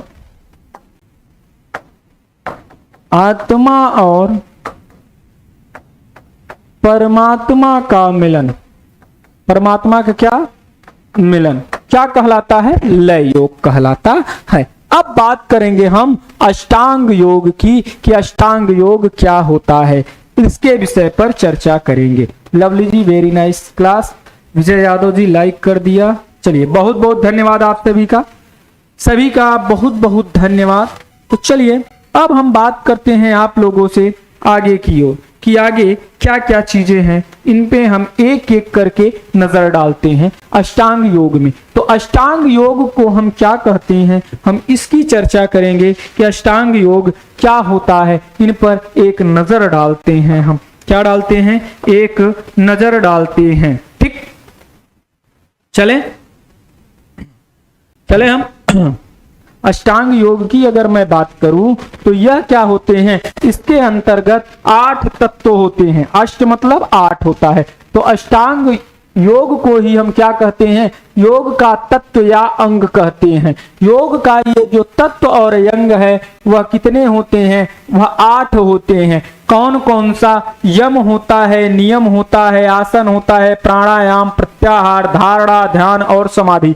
और इसको आप जरूर याद रखना और इसी सीक्वेंस में याद रखना, यह बहुत ही इंपॉर्टेंट है। स्टार जो कुछ लगाना हो लगा लो। क्यों, क्योंकि यह इतना इंपॉर्टेंट है कि पूछो मत। यम के विषय पूछेगा। इनमें से अष्टांग योग का, इसमें से अष्टांग योग का तीसरा अंग कौन सा है या तीसरा तत्व कौन सा है, तो क्या बताओगे? क्या है? यम, नियम और आसन। तो क्या बताओगे? आसन है। पूछेगा प्राणायाम अष्टांग योग का कौन सा अंग है, तो क्या बताओगे? चौथा अंग है। पूछेगा समाधि अष्टांग योग का कौन सा अंग है, तो आठवां अंग समाधि है। पूछेगा अष्टांग योग में सातवां अंग कौन सा है, तो सातवां अंग ध्यान है। तो ये सारी चीजें आप लोगों से इस तरीके से क्वेश्चन बनाकर पूछेगा। ठीक, पल्लवी यादव जी गुड इवनिंग। तब अब बात करेंगे हम एक एक के विषय में कि यम क्या है, नियम क्या है, आसन क्या है, प्राणायाम क्या है, प्रत्याहार क्या है, धारणा क्या है, ध्यान क्या है। इन सारी चीजों के विषय में हम एक एक कर चर्चा करेंगे। तो यम की बात करें तो यह क्या है? यह जो है योग का या अष्टांग योग का क्या है? पहला अंग है। यह क्या है? तो यह पहला अंग है। यह क्या है? यह दूसरा अंग है। यह क्या है? यह तीसरा अंग है। यह क्या है? यह चौथा अंग है। यह क्या है?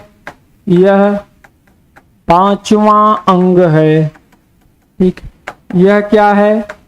यह छठा अंग है। ठीक, यह क्या है? यह सातवां अंग है। यह क्या है? यह आठवां अंग है। ठीक, कितने अंग हैं? 8 अंग होते हैं। 8 क्या होते हैं? 8 अंग होते हैं, याद रखना।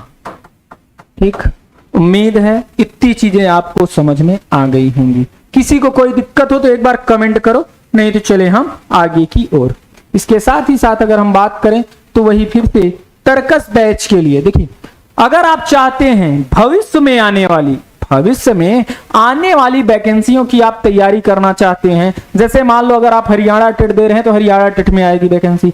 इसके अलावा केबीएस में भी आएगी, एनबीएस में भी वैकेंसी आएगी, डीएसएसबी में भी, जो डीएसएसबी का एग्जाम नहीं हुआ है उसकी भी उसमें भी उसका भी पेपर होना है, यूपी टीजीटी का भी पेपर होना है, यूपी एलटी ग्रेड का भी पेपर होना है। या आप किसी भी उत्तराखंड एलटी का दे रहे हैं, झारखंड दे रहे हैं, छत्तीसगढ़ दे रहे हैं, हरियाणा दे रहे हैं, कहीं के भी टीजीटी पीजीटी की अगर आप तैयारी कर रहे हैं तो इस तर्कस बैच से जुड़ सकते हैं। इस तर्कस बैच की 5 दिन की निःशुल्क कार्यशाला के साथ आप इस बैच से जुड़ सकते हैं। इस बैच की शुरुआत एनाटॉमी से शुरू हो चुकी है। एनाटॉमी से आपकी शुरुआत है। इसमें आपको लाइव क्लास मिलेंगे, नोट्स मिलेगी, हैंड रिटन नोट्स मिलेगी, क्लास नोट्स मिलेगी, पीडीएफ नोट्स मिलेगी, प्रैक्टिस सेट मिलेगा। वैलिडिटी कितने रहेगी? 1 साल की वैलिडिटी के साथ आपको यह बैच है।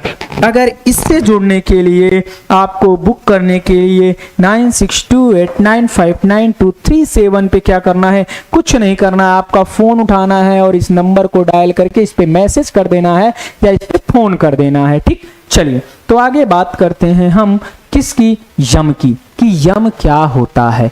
यम के विषय में हम चर्चा करेंगे मेरे भाई। ठीक, चलिए Pallavi Yadav ji good evening. Lovely ji very nice class, thank you, बहुत बहुत धन्यवाद आपका। Manohar Kumar ji good evening. चलिए तो बात करते हैं यम की। तो यम क्या होता है? यह योग का पहला अंग है। क्या है? पहला अंग है। किस योग का? अष्टांग योग का क्या है? पहला अंग होता है। इसका अर्थ क्या होता है? मन को धर्म में स्थिर रखते हुए तथा बाहरी व आंतरिक इंद्रियों को वश में रखना। इसका मतलब होता है क्या? मन को धर्म में रखते हुए आंतरिक व बाहरी अंगों को नियंत्रण में रखना, यही क्या कहलाता है? आपका यम कहलाता है। अर्थात इंद्रियों को वश में करने की कला। अर्थात हम क्या कह सकते हैं? अर्थात जो है इंद्रियों को वश में रखने की कला क्या कहलाती है? यम कहलाती है। यम के कितने भाग होते हैं? तो यम के 5 भाग होते हैं। अहिंसा परमो धर्म, आप सब जानते हो। अहिंसा, सत्य, अस्तेय, ब्रह्मचर्य, अपरिग्रह, ये चीजें होती हैं। अब अहिंसा का मतलब क्या हुआ? अहिंसा का मतलब यह हुआ केवल मार काट पे ही रोक नहीं, अपितु अपनी वाणी से भी किसी भी व्यक्ति को चोट न पहुंचाना। अगर आपकी वाणी से भी किसी व्यक्ति को दुख हो जाता है, उसे चोट लग जाती है, तो वह क्या है? वह अहिंसा कहलाएगा।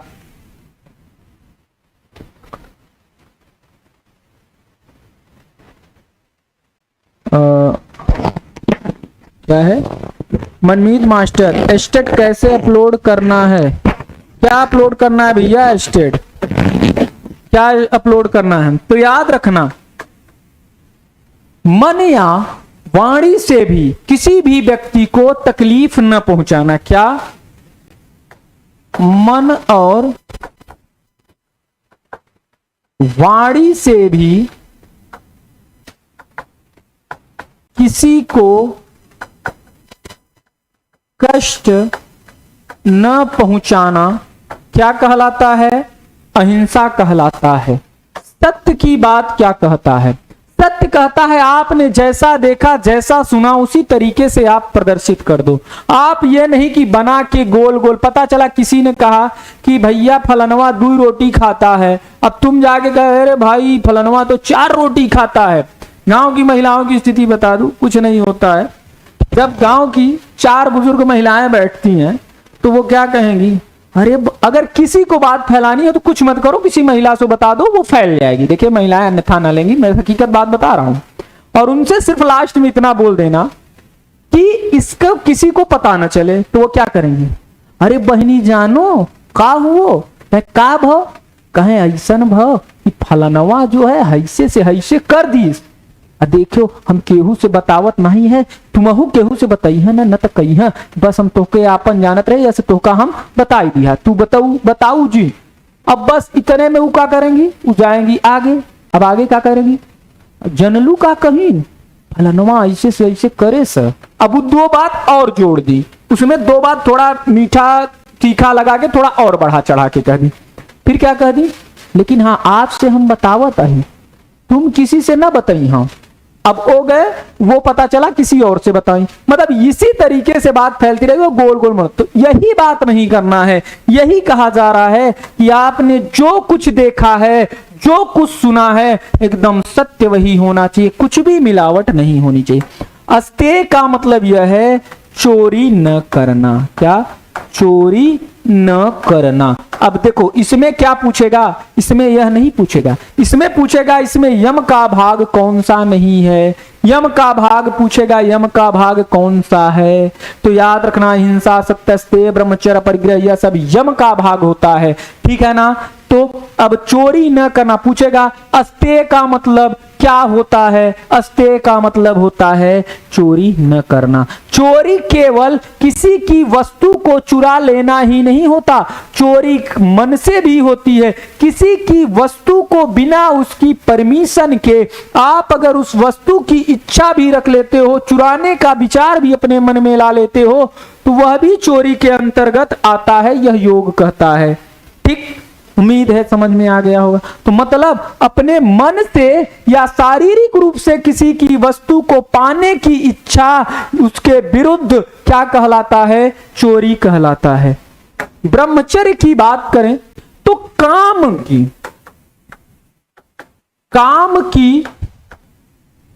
हाँ क्या? काम की भावना भावना का त्याग करना। काम की भावना का त्याग करना कहने का मतलब यह है कि आपके मन में वासना नाम की कोई चीज नहीं होनी चाहिए। मतलब कि कोई भी गलत दुष्प्रभाव नहीं होना चाहिए, किसी भी प्रकार का काम की भावना नहीं होनी चाहिए, वासना नहीं होना चाहिए। आप किसी वासना में न लिप्त हो, आप किसी के प्रति गलत आपकी मेंटलिटी ना हो। मतलब इसके अलावा आप कोई भी बुरी या गलत काम ना करें। ठीक, जैसे कि आजकल क्या होता है, बहुत सारे क्या होते हैं, बहुत सारे फर्जी रील चल रहे हैं और ये सब, तो वो सबसे दूर रहना, आप अपने लक्ष्य पे फोकस करो। यही सारी चीजें हैं ब्रह्मचर्य का पालन, मतलब काम वासना से दूर रहना। ठीक, अपरिग्रह का मतलब यह है कि क्या करना, आपको सारी सुख सुविधा होते हुए भी उनका क्या करना, परित्याग करना। सुविधाओं का क्या करना, परित्याग करना। क्या, सुविधा का परित्याग करना क्या कहलाता है, अपरिग्रह कहलाता है। पूछेगा सुविधाओं का स्टेट कैसे अपलोड करना है, सर्टिफिकेट सर 2023 का, 2023 का भैया। ठीक, चलिए, तो अगर मैं बात करूं 2023 के सर्टिफिकेट की बात करें तो सर्टिफिकेट अपलोड करना है, आप उसको केबी में बनाइए, उसका फोटो, उसका प्रिंट आउट निकालिए, फोटो खींचिए, उसको केबी में कन्वर्ट करिए और उसको अपलोड कर दीजिए। यही है, और क्या करना है उसमें, और कुछ थोड़ी ना करना है। चलिए आगे अब बात करते हैं यम के बाद, अब बात करते हैं हम नियम की, कि नियम क्या होता है। यम के बाद किसकी बात करेंगे हम, अब हम बात करेंगे नियम की, कि नियम क्या होता है। ठीक, चलिए, तो अब हम बात करते हैं नियम के विषय में, कि नियम क्या होता है। ठीक, तो चलिए, अब अगर मैं बात करूं आप लोगों से नियम की, तो जो नियम होता है यह कौन सा अंग होता है, तो यह होता है, यह दूसरा अंग होता है। क्या होता है, दूसरा अंग होता है। इसके साथ ही साथ यह जो नियम होता है, यह नियम कितने प्रकार का होता है, तो अगर मैं बात करूं तो यह जो है 5 प्रकार का होता है। यह कितने प्रकार का, यह 5 प्रकार का होता है, प्रकार का होता है। कितने प्रकार का, 5 प्रकार का होता है, याद रखना। अब यह 5 प्रकार कौन कौन से होते हैं वह बताओ। तो पहला होता है शौच, दूसरा होता है संतोष, तीसरा होता है तप, चौथा होता है स्वाध्याय, पांचवा होता है ईश्वर प्राणिधान। ठीक, कितने प्रकार के, 5 प्रकार के होते हैं। शौच, संतोष, तप, स्वाध्याय, ईश्वर प्राणिधान। यह 5 प्रकार के आपके क्या होते हैं, यह 5 प्रकार के आपके नियम होते हैं। ठीक है ना। तो सबसे पहले अगर हम बात करें कि शौच क्या होता है, तो शौच का अर्थ होता है शुद्धि क्रिया। इसका मतलब क्या होता है, शुद्धि क्रिया।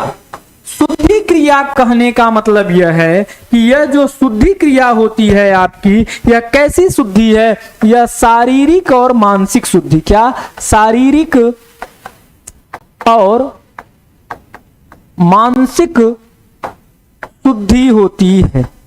अगर मैं बात करूं कि शारीरिक शुद्धि कौन सी होती है, तो इसमें अगर हम शारीरिक शुद्धि की बात करें तो शारीरिक शुद्धि के लिए क्या होता है, 6 कर्म होते हैं। क्या होते हैं, 6 कर्म होता है, याद रखना। ठीक, कितने, 6 कर्म। और याद रखना योगा में किसकी बात करता है, शारीरिक शुद्धि में किसकी, आंतरिक शुद्धि की। क्या, आंतरिक अंगों की शुद्धि, आंतरिक अंगों की शुद्धि की बात करता है कौन, योगा करता है। और यह जो शुद्धि क्रिया होती है, इसी में आपको क्या बताया जाता है, इसी में आपको 6 कर्म बताए जाते हैं। क्या, 6 कर्म बताए जाते हैं। वह 6 कर्म क्या है, आगे चर्चा हम करेंगे कि इसमें 6 कर्म होते हैं शुद्धि के, जिसे क्लिंचर भी बोलते हैं, सिक्स क्लिंचर बोलते हैं, हाँ षट कर्म बोलते हैं। यह बात हम करेंगे।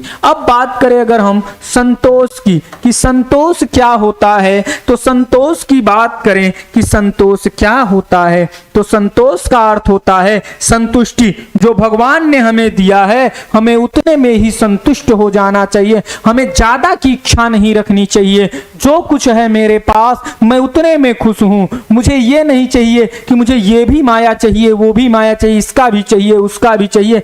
इन सब चीजों से दूर रहने की बात करता है।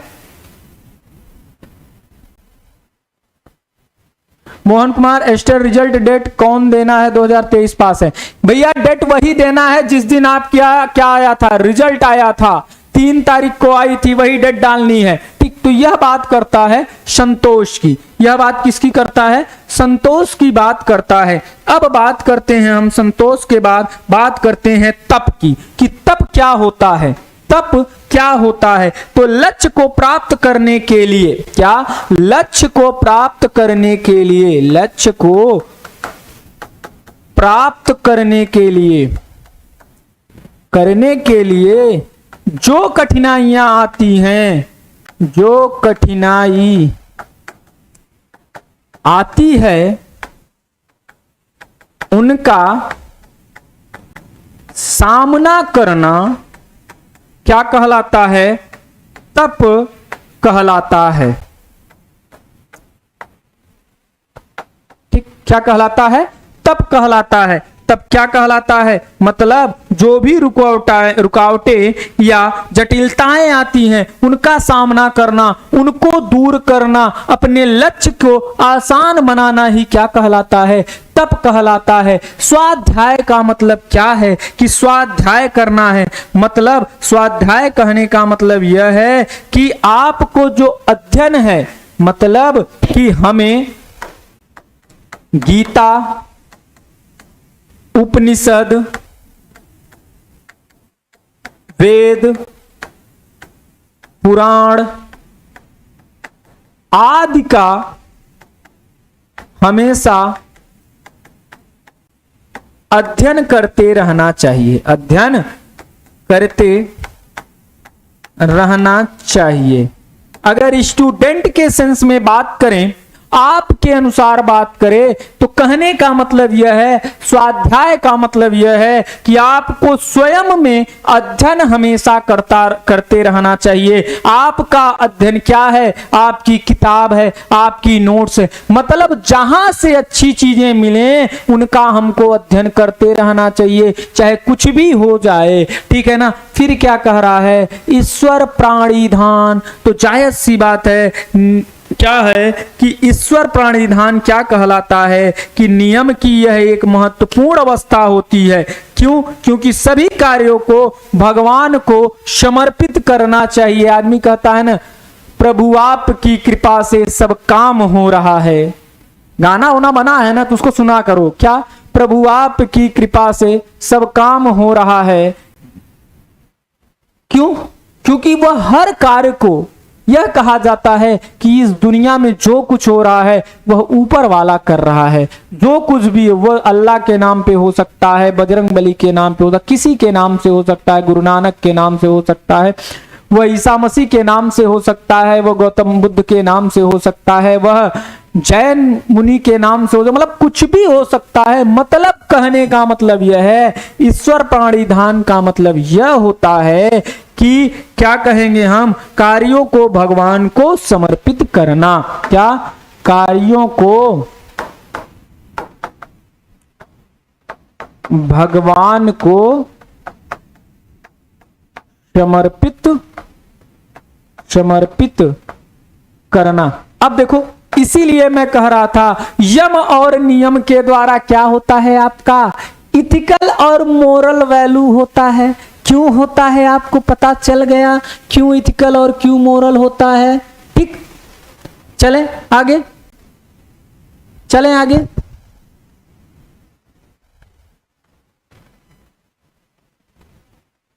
तारकेश कुमार, बीपीएससी का सिलेबस पूरा करवा दीजिए प्लीज।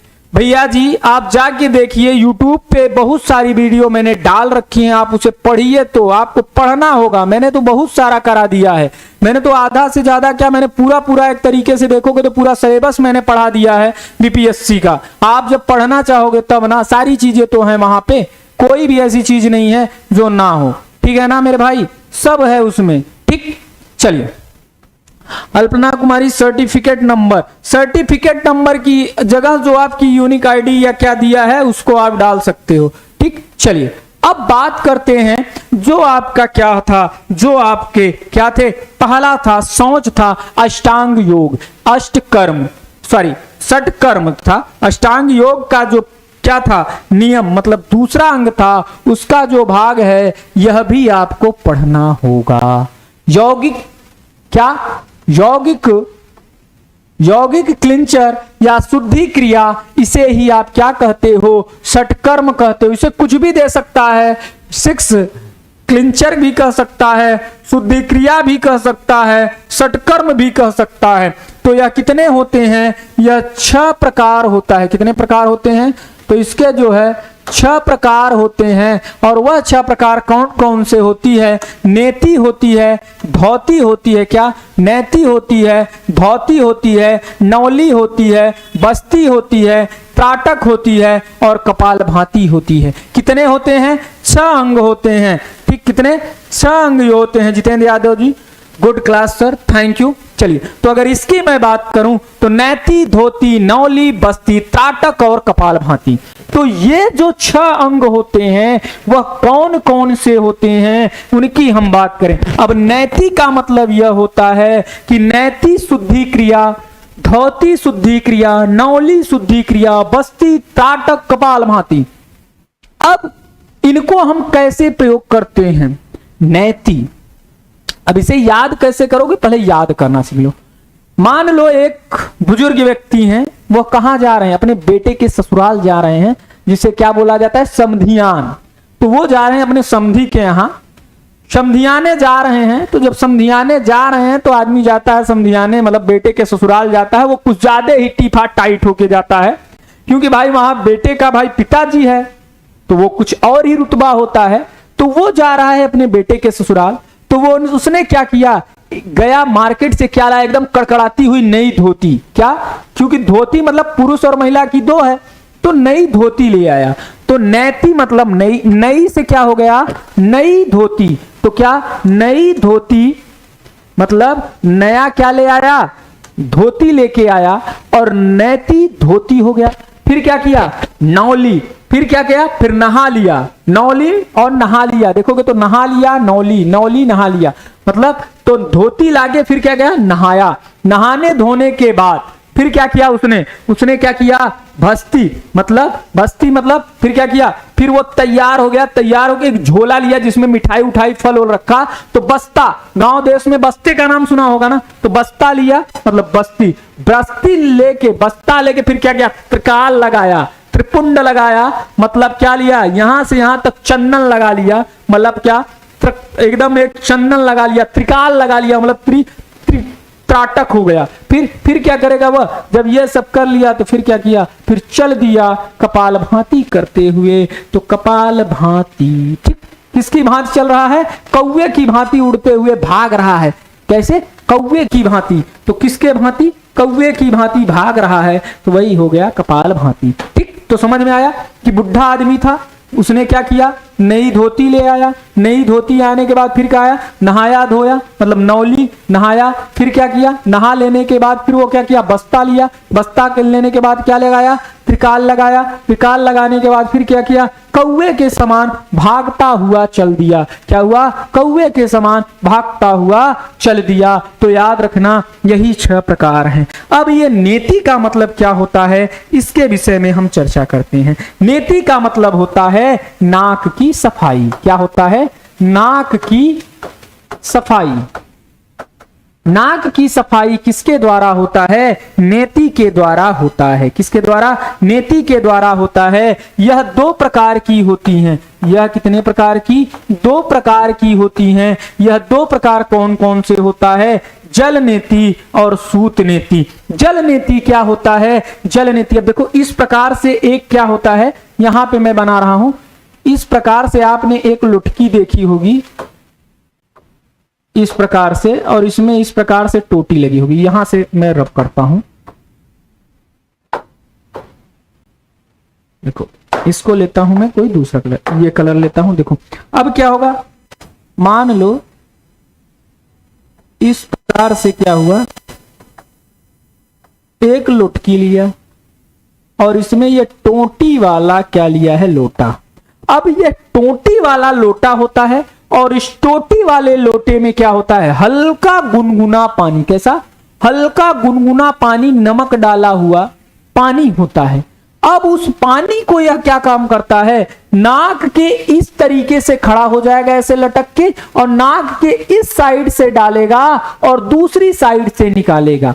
यही प्रक्रिया होती है जल नेति। मतलब जल के द्वारा नाक की सफाई जो होती है, किसके द्वारा?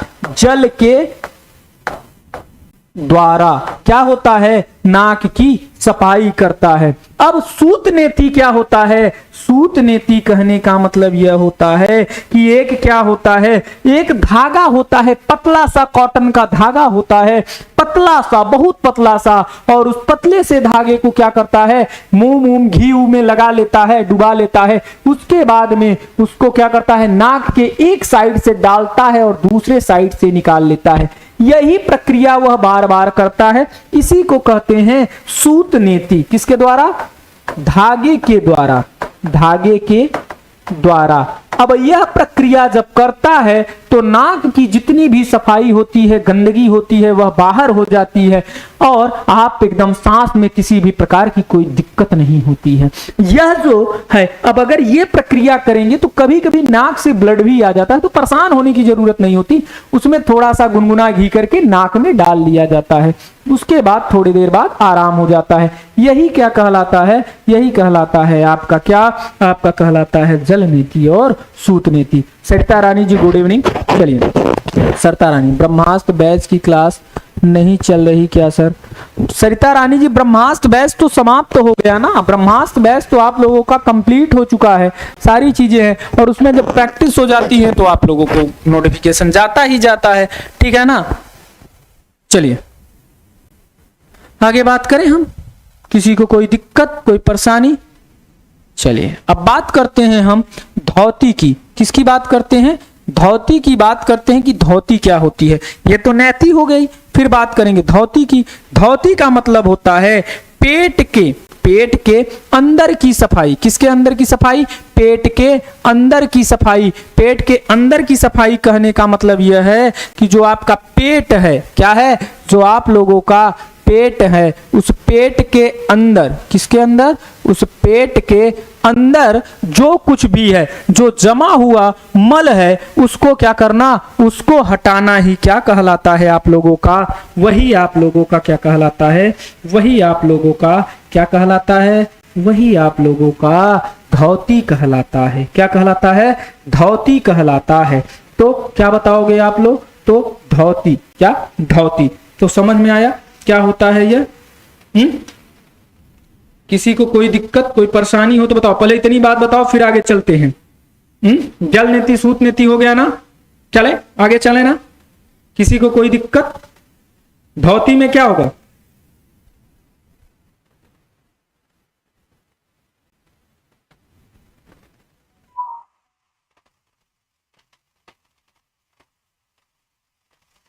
समझ में आया?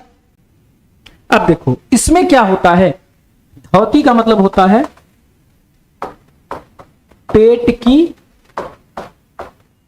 सफाई। अब देखो पेट की सफाई में कौन सा? आहार नाल। किसकी? आहार नाल।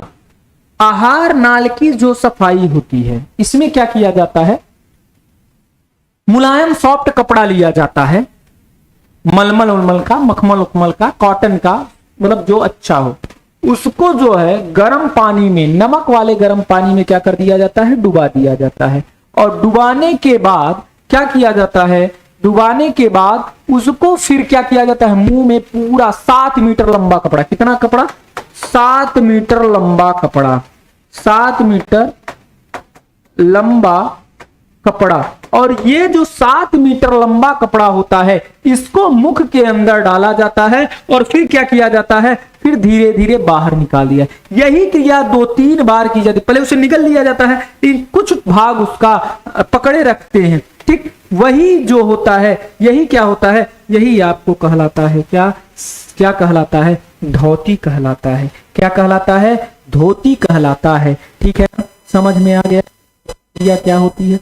धोती के बाद में, अब धोती के भी प्रकार होते हैं, वायु धोती, अग्नि धोती, जल धोती, वांग धोती। तो आपको इतना डीप नहीं पूछेगा, इतना डीप आपसे नहीं पूछेगा, आपसे सिर्फ इतना पूछेगा कि कितने प्रकार होते हैं, इतने प्रकार। धोती में बहुत करेगा, क्या होता है, तो पेट की सफाई होती है, मतलब आहार नाल की सफाई की जाती है, इसी को क्या कहते हैं, धोती कहते हैं। फिर बात करेंगे धोती के बाद किसकी बात करेंगे, अब हम बात करेंगे किसकी, अब हम बात करेंगे नौली की। ठीक, नौली फिर बस्ती। ठीक, तो नौली की अगर हम बात करें कि नौली क्या होती है, तो नौली का मतलब होता है पेट को स्वस्थ रखना, मतलब आंतों को, यकृत की सफाई करना, आंत और यकृत की सफाई करना। इसको कैसे से पेट को ऐसे गोल गोल घुमा देते हो, कैसे कर देते हो, पेट को गोल गोल घुमा देते हो। और यही क्रिया क्या कहलाती है आप लोगों की, यही क्रिया आप लोगों की क्या कहलाती है, यही क्रिया आप लोगों की नौली कहलाती है। नौली क्रिया में क्या होता है, भूमि पर खड़े होकर दोनों पैरों के मध्य 1 फीट का अंतर लेते हैं और उसके बाद फिर क्या करते हैं, थोड़ा सा सामने की ओर झुककर दोनों हथेलियों को घुटनों पे रखकर गहरी सांस लेते हैं। उसके पश्चात धीरे धीरे सांस को छोड़ते हैं तथा पेड़ू तथा पेट को क्या करते हैं, ये जो पेड़ू होता है और ये जो पेट होता है, इसको क्या करते हैं, हम संकुचित करते हैं, इधर उधर नचाते हैं। उसी से क्या होता है, उसी से आपकी ये सफाई होती है। इसी को क्या कहते हैं, नौली कहते हैं। तो सिर्फ इतना याद रखो कि नौली में क्या होता है कि इसमें जो है किसकी, आंतों की तथा यकृत की, किसकी, आंतों की तथा यकृत की सफाई होती है। किसकी सफाई होती है, आंतों की तथा यकृत की सफाई होती है नौली के अंतर्गत। ठीक, अब बात करेंगे हम बस्ती की कि बस्ती क्या होती है। बस्ती की बात करें तो यह बड़ी आंत की सफाई होती है। बस्ती क्या होती है, तो बस्ती जो होती है वह क्या होती है, तो बस्ती आपकी बड़ी आंत की सफाई होती है। ठीक, किसकी होती है, बड़ी आंत की सफाई होती है, बड़ी आंत की सफाई। यह बता सकता है कोई, यह कोई बता सकता है कि यह कैसे क्रिया किया जाता है, यह क्रिया कैसे होती। बस्ती, बस्ती होता है जल में, पानी में बैठ के, क्या होता है कि पानी में बैठ के पहले क्या किया जाता है, गुदा से पानी को अंदर खींचा जाता है, फिर लॉक कर दिया जाता है। क्या किया जाता है, गुदा से पानी को अंदर खींचा जाता है। पूजा साहू जी गुड इवनिंग। चलिए, तो क्या कहा जाता है, गुदा से पानी को अंदर खींचकर आंतों को नौली द्वारा धोकर तथा इस पानी को पुनः गुदा द्वार से क्या करना, बाहर निकालना ही क्या कहलाता है, बस्ती कहलाता है। मतलब क्या, गुदा द्वार द्वारा पानी को अंदर लेकर नौली क्रिया के द्वारा आंतों की सफाई करके पानी को बाहर निकालना। ठीक, कहने का मतलब यह है कि जब आप गुदा से पानी को अंदर खींचोगे, नौली कहने का मतलब जब आप पेट को ऐसे गोल गोल नचा दोगे, संकुचित कर लोगे पेड़ू और पेट को, नचा दोगे पूरा एकदम। देखोगे क्या नाम है उनका, जो वहां पे हैं क्या हरिद्वार वाले, रामदेव भैया, रामदेव जी जो हैं वो वर्तमान के पातंजलि इनको कह दिया गया, इसलिए पातंजलि योग पीठ भी उन्होंने रख दिया है। तो वो जो है देखोगे तो पेट उठ कैसे नचा लेते हैं, सब यही सब क्रियाएं होती हैं। तो इन्हीं के माध्यम से वो क्या करते हैं, पेट की बड़ी आंत की सफाई होती है। अब देखो ये जो षटकर्म होता है ना, यह आपकी जितनी भी आंतरिक और बाह्य क्रियाएं सबकी सफाई हो जाती है। जो भी चीजें हैं उन सारे अंगों की, जैसे आप तो बाहरी अंग का तो सफाई कर लिए, बाहरी अंग का सफाई क्या, नहा लिए, साबुन तेल लगा लिए, इनकी तो सफाई हो गई। लेकिन जो आपका पेट होता है, इस पेट की सफाई, इस आहार नाल की सफाई, नाक की सफाई, इन सब की सफाई कैसे करोगे, हाँ कैसे करोगे? तो इनकी भी सफाई होना जरूरी है समय समय से। तो इन्हीं की सफाई करने के लिए क्या होता है, यह क्रियाएं होती हैं। अब बात करते हैं त्राटक।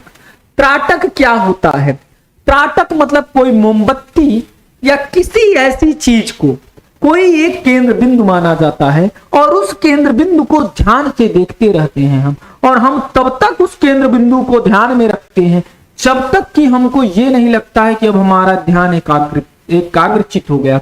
जब आपका ध्यान एकाग्रचित हो जाता है तो वही क्या कहलाता है, त्राटक। मतलब एक ही बिंदु पे बड़ी देर तक दिखना। जैसे अब हम हैं तो हम इस कैमरे के लेंस को ही मैं बाहर देख रहा हूं, आंख नहीं झपका रहा हूं, सिर्फ उसी को ही देख रहा हूं, हाँ, और उसको यहां से सारी ऊर्जा को केंद्रित करके सेंटर में ले आना, इस जगह पे ले आना, इन भावों को आपस में मिला के केंद्रित करके एक ही चीज को देखना। तो थोड़ी देर अगर आप एक देखोगे तो वह आप क्या होगा, आपका ध्यान क्या हो जाएगा, केंद्रित हो जाएगा। ठीक है ना। चलिए, नैन श्री गुप्ता जी, राजस्थान फॉर्म एक ही दिन भरा सकता है क्या नहीं है, क्या राजस्थान और फॉर्म एक ही दिन भरा सकता है या नहीं?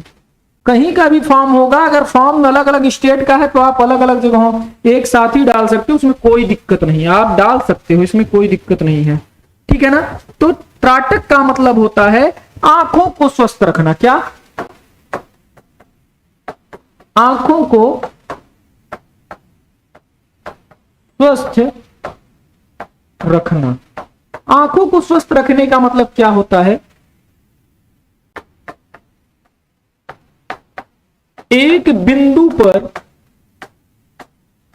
ध्यान केंद्रित करना, केंद्रित करना। समझ गया? उम्मीद है आप लोगों को समझ में आ रहा होगा। किसी को कोई परेशानी हो, कोई समस्या हो तो मेरे भाई पूछ सकते हो। ठीक। और अगर क्लास अच्छी लग रही है तो क्लास को शेयर कर दो जोरदार तरीके से। फिर चलते हैं हम आगे की ओर मेरे भाई। अब बात करते हैं कपालभाति की।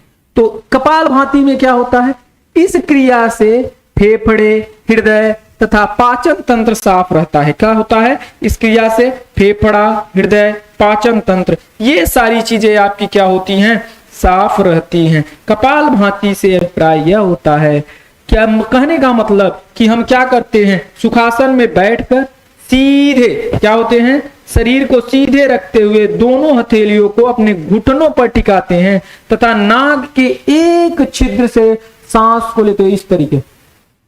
अब हम तो खड़े हैं, हाँ? लेकिन आप बैठे रहेंगे, दोनों हाथ इस तरीके से करके घुटनों पे टिका के सांस को पहले अंदर खींचेंगे पूरी तरीके से, फिर नाक के द्वारा छोड़ेंगे। यही क्रिया क्या कहलाती है, कपालभाति कहलाती है। क्या कहलाती है मेरे भाई, यही क्रिया आपकी कपालभाति कहलाती है, याद रखना। तो कपालभाति भी समझ में आ गया होगा आपको कि कपालभाति क्या होती है। तो कपालभाति कहने का मतलब मानसिक रूप से, शारीरिक मतलब कि आपके आहार नाल को भी मानसिक रूप से, इन सारी चीजों से क्या होता है, आपको स्वस्थ रखने का काम यह कपालभाति करता है। तो फेफड़े को भी मजबूत करता है यह कपालभाति। क्यों? क्योंकि जब आप सांस लोगे, सांस रोकोगे, फिर सांस निकालोगे, तो इससे क्या होगा, आपका फेफड़ा भी मजबूत होगा। यह सारी चीजें किससे होती है, कपालभाति से। तो यह थी आपकी क्लिंचर और शुद्धि क्रिया, षट कर्म 6 प्रकार के। ठीक है ना। उम्मीद है इतनी चीजें आप लोगों को समझ में आ गई होंगी। ठीक, तो अष्टांग योग में हम यम को देख लिए, नियम को देख लिए, अब किसको देखेंगे हम? अब देखेंगे हम आसन को। तो उम्मीद है इतनी चीजें आपको समझ में आ गई होंगी। Very nice class Govind Kumar Yadav ji, thank you, बहुत बहुत धन्यवाद आपका। बात करते हैं अब हम किस चीज की? तो अब हम बात करेंगे आप लोगों से किस चीज की? तो अब हम बात करेंगे अगले की। अगला क्या होता है? आसन। क्या होता है? आसन। तो आसन की अब हम बात करें कि यह आसन जो होता है यह क्या होता है, इनकी भी हम चर्चा करेंगे आपसे। तो आसन की अगर मैं बात करूं तो आसन की परिभाषा क्या होती है? तो आसन की परिभाषा पतंजलि के अनुसार होता है स्थिरम सुखम आसनम। क्या? पतंजलि के अनुसार। क्या? पतंजलि के अनुसार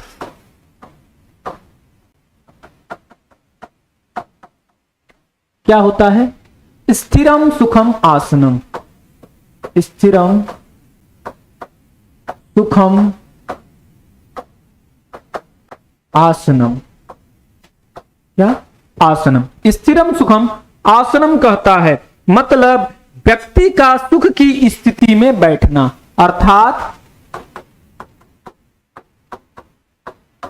व्यक्ति का सुख की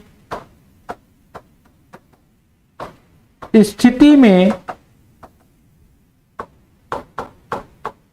बैठना क्या कहलाता है? आपका आसन कहलाता है।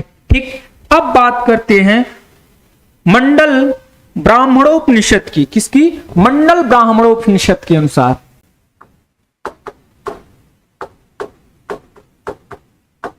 ब्राह्मणोपनिषद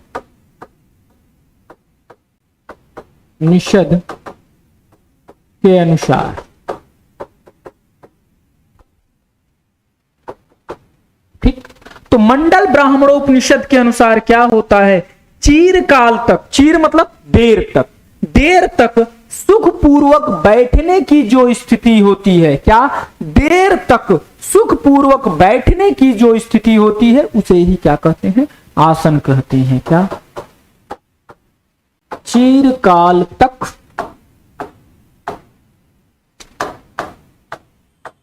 सुख की स्थिति में बैठना आसन कहलाता है। कैसी लगी क्लास? एक बार आप सभी लोग कमेंट करके बताइए कैसी लग रही है क्लास। अगर क्लास अच्छी लग रही है तो बताइए।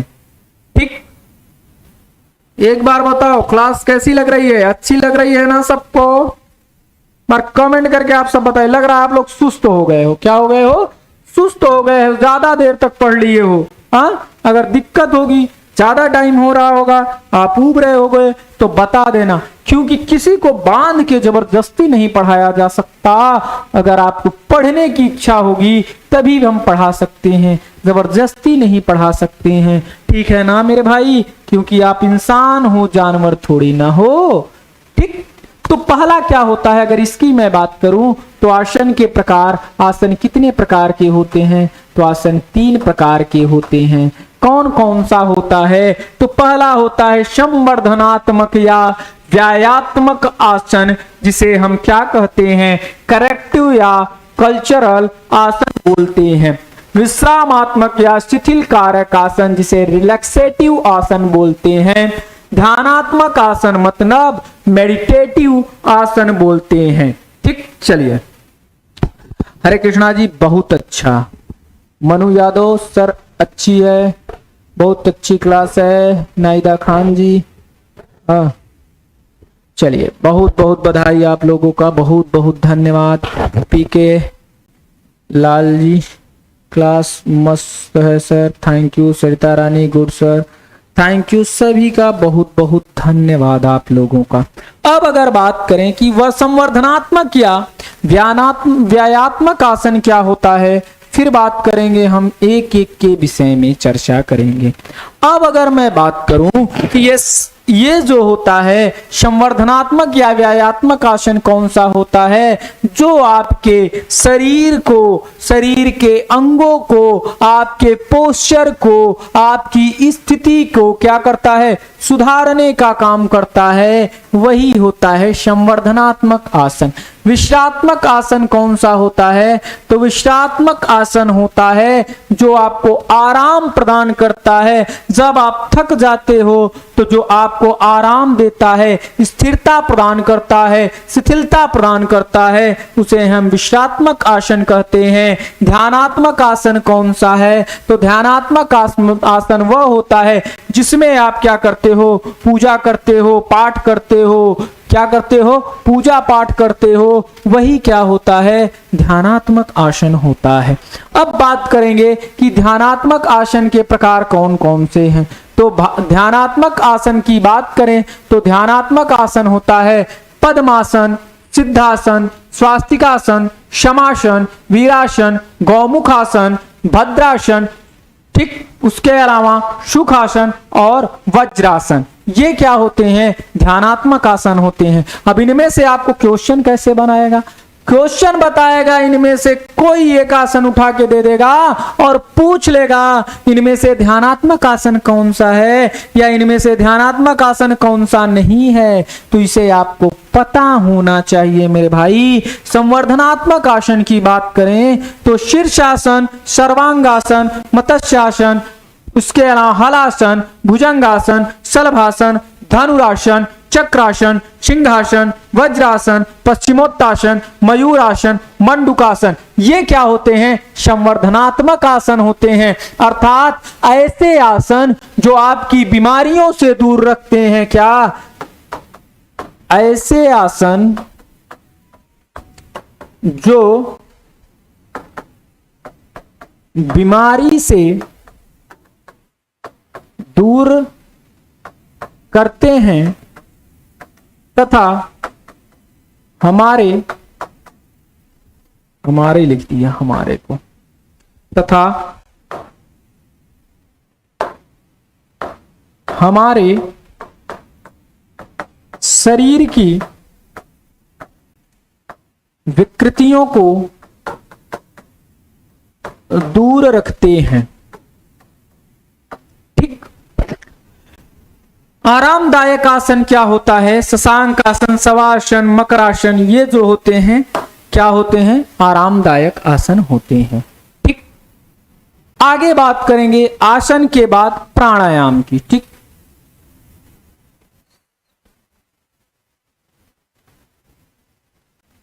शाल्पना कुमारी जी सुस्त नहीं सर, ध्यान से देख रहे हैं, अच्छी बात है। नैन्सी गुप्ता, पेट की सफाई, पेट की सफाई किस चीज का, Govind Yadav ji nice class, thank you. Anita Kumari ji nice class sir ji, thank you, बहुत बहुत धन्यवाद आप लोगों का। बात करते हैं प्राणायाम की, प्राणायाम क्या होता है, प्राणायाम के अंग क्या होते हैं। तो प्राणायाम के अंग की अगर मैं बात करूं तो प्राणायाम के जो अंग होते हैं वह कितने होते हैं, 3 होते हैं। अब प्राणायाम का मतलब क्या होता है, इसके विषय में हम समझेंगे कि प्राणायाम क्या होता है। किसकी बात करेंगे, आसन के बाद प्राणायाम। प्राणायाम का मतलब होता है श्वसन क्रिया का नियंत्रण। क्या होता है, श्वसन क्रिया पर नियंत्रण, श्वसन क्रिया पर नियंत्रण। अब श्वसन क्रिया पर नियंत्रण पाने का मतलब यह होता है कि जब आप क्या करते हो, श्वास को अंदर ले जाते हो और बाहर निकालने पर उचित नियंत्रण रखते हो, वही क्या होता है, आपका प्राणायाम। क्या होता है, श्वास को अंदर लेना तथा उस पर नियंत्रण रखना और उचित रूप से निकालना। क्योंकि प्राण का मतलब ही होता है आयु, वायु। क्या, प्राण का मतलब क्या होता है, प्राण का मतलब ही होता है क्या, वायु। क्या होता है, वायु होता है, याद रखना। प्राण का मतलब क्या होता है? प्राण का मतलब होता है वायु। अब प्राण का मतलब अगर है वायु, क्या प्राण का मतलब अगर वायु है तो ये प्राण का मतलब जो वायु है और आयाम मतलब प्राण का क्या, अभी मैंने बताया ना यम नियम आसन, तो यम में क्या होता है? आप अपने ऊपर कंट्रोल रखते हो, अपने ऊपर जो कंट्रोल रख रहे हो, जो नियंत्रण रख रहे हो, उसी प्रकार से जो प्राण के ऊपर मतलब वायु के ऊपर जो नियंत्रण आप रख रहे हो वही प्राणायाम होता है। प्राणायाम के अंग क्या होते हैं? प्राणायाम के 3 अंग होते हैं। पूरक होता है, रेचक होता है और कुंभक होता है। पूरक की बात करें कि पूरक क्या होता है, तो पूरक को आप क्या कहोगे? ठीक, तो पूरक को आप क्या कहोगे कि पूरक क्या होता है, रेचक क्या होता है, कुंभक क्या होता है। और यह पूरक, रेचक और कुंभक आपसे बार बार एग्जाम में पूछा जाता है कि पूरक क्या है, रेचक क्या है और आपका क्या होता है? पूरक, रेचक और कुंभक। पूरक का मतलब होता है कि पूर्ण होना, मतलब क्या करना? सांस को क्या करते हो? लेते हो। जब तक आप सांस नहीं लोगे तब तक आप छटपटाते मतलब कि तड़पड़ाते रहते हो, तड़पड़ाते हो। तड़पड़ाने का मतलब तुम क्या हो? अधूरे हो। तो ऐसे याद रखना कि पूर्ण होना, पूर्ण कब होगे? जब सांस लोगे। सांस लो, कहोगे ना कि सांस में तुम्हारी खुशबू घुली रहती है। सांसों में क्या है? सांसों में, इन हवाओं में क्या है? तुम्हारी खुशबू घुली हुई है। तो इसे मैं इन हवाओं को छूता हूं तो लगता है जैसे तुमको छू रहा हूं। तो ये जो कवि की कल्पनाएं हैं उसी की मैं बात करूं, अगर उसी के अनुसार समझूं तो जब तक तुम हवा नहीं लोगे तुम अधूरे रहोगे। मतलब सांस को लेना, क्या वायु को लेना या श्वास को लेना, श्वास को अंदर लेना, क्या अंदर लेना क्या कहलाता है? पूरक कहलाता है। क्या कहलाता है? पूरक कहलाता है, या गहरी सांस को लेना। अब कुंभक मतलब घड़ा जानते हो ना, वह कुंभ की तरह होता है। मतलब जब उसे अंदर ले लोगे जैसे तो घड़े के आकार का आपका पेट निकल आएगा, मतलब कुंभक। तो फिर कुंभक का मतलब क्या होता है? श्वास को रोक कर रखना। क्या? श्वास को रोक कर रखना क्या कहलाता है? कुंभक कहलाता है। घड़ा कैसे होता है? ऐसे निकला हुआ होता है, इस प्रकार से होता है। तो जब सांस अगर तुम ले लोगे और उसे रोक के रखोगे तो पेट आपका फूला रहेगा ऑलरेडी, तो वही है कुंभक। फिर रेचक क्या मतलब है? श्वास को बाहर निकालना। श्वास को क्या करना? श्वास को बाहर निकालना। और यह आपसे पूछा जाएगा कि रेचक का मतलब क्या है, पूरक का मतलब क्या है, कुंभक का मतलब क्या है, प्राणायाम क्या होता है, यह सारी चीजें पूछी जाएंगी।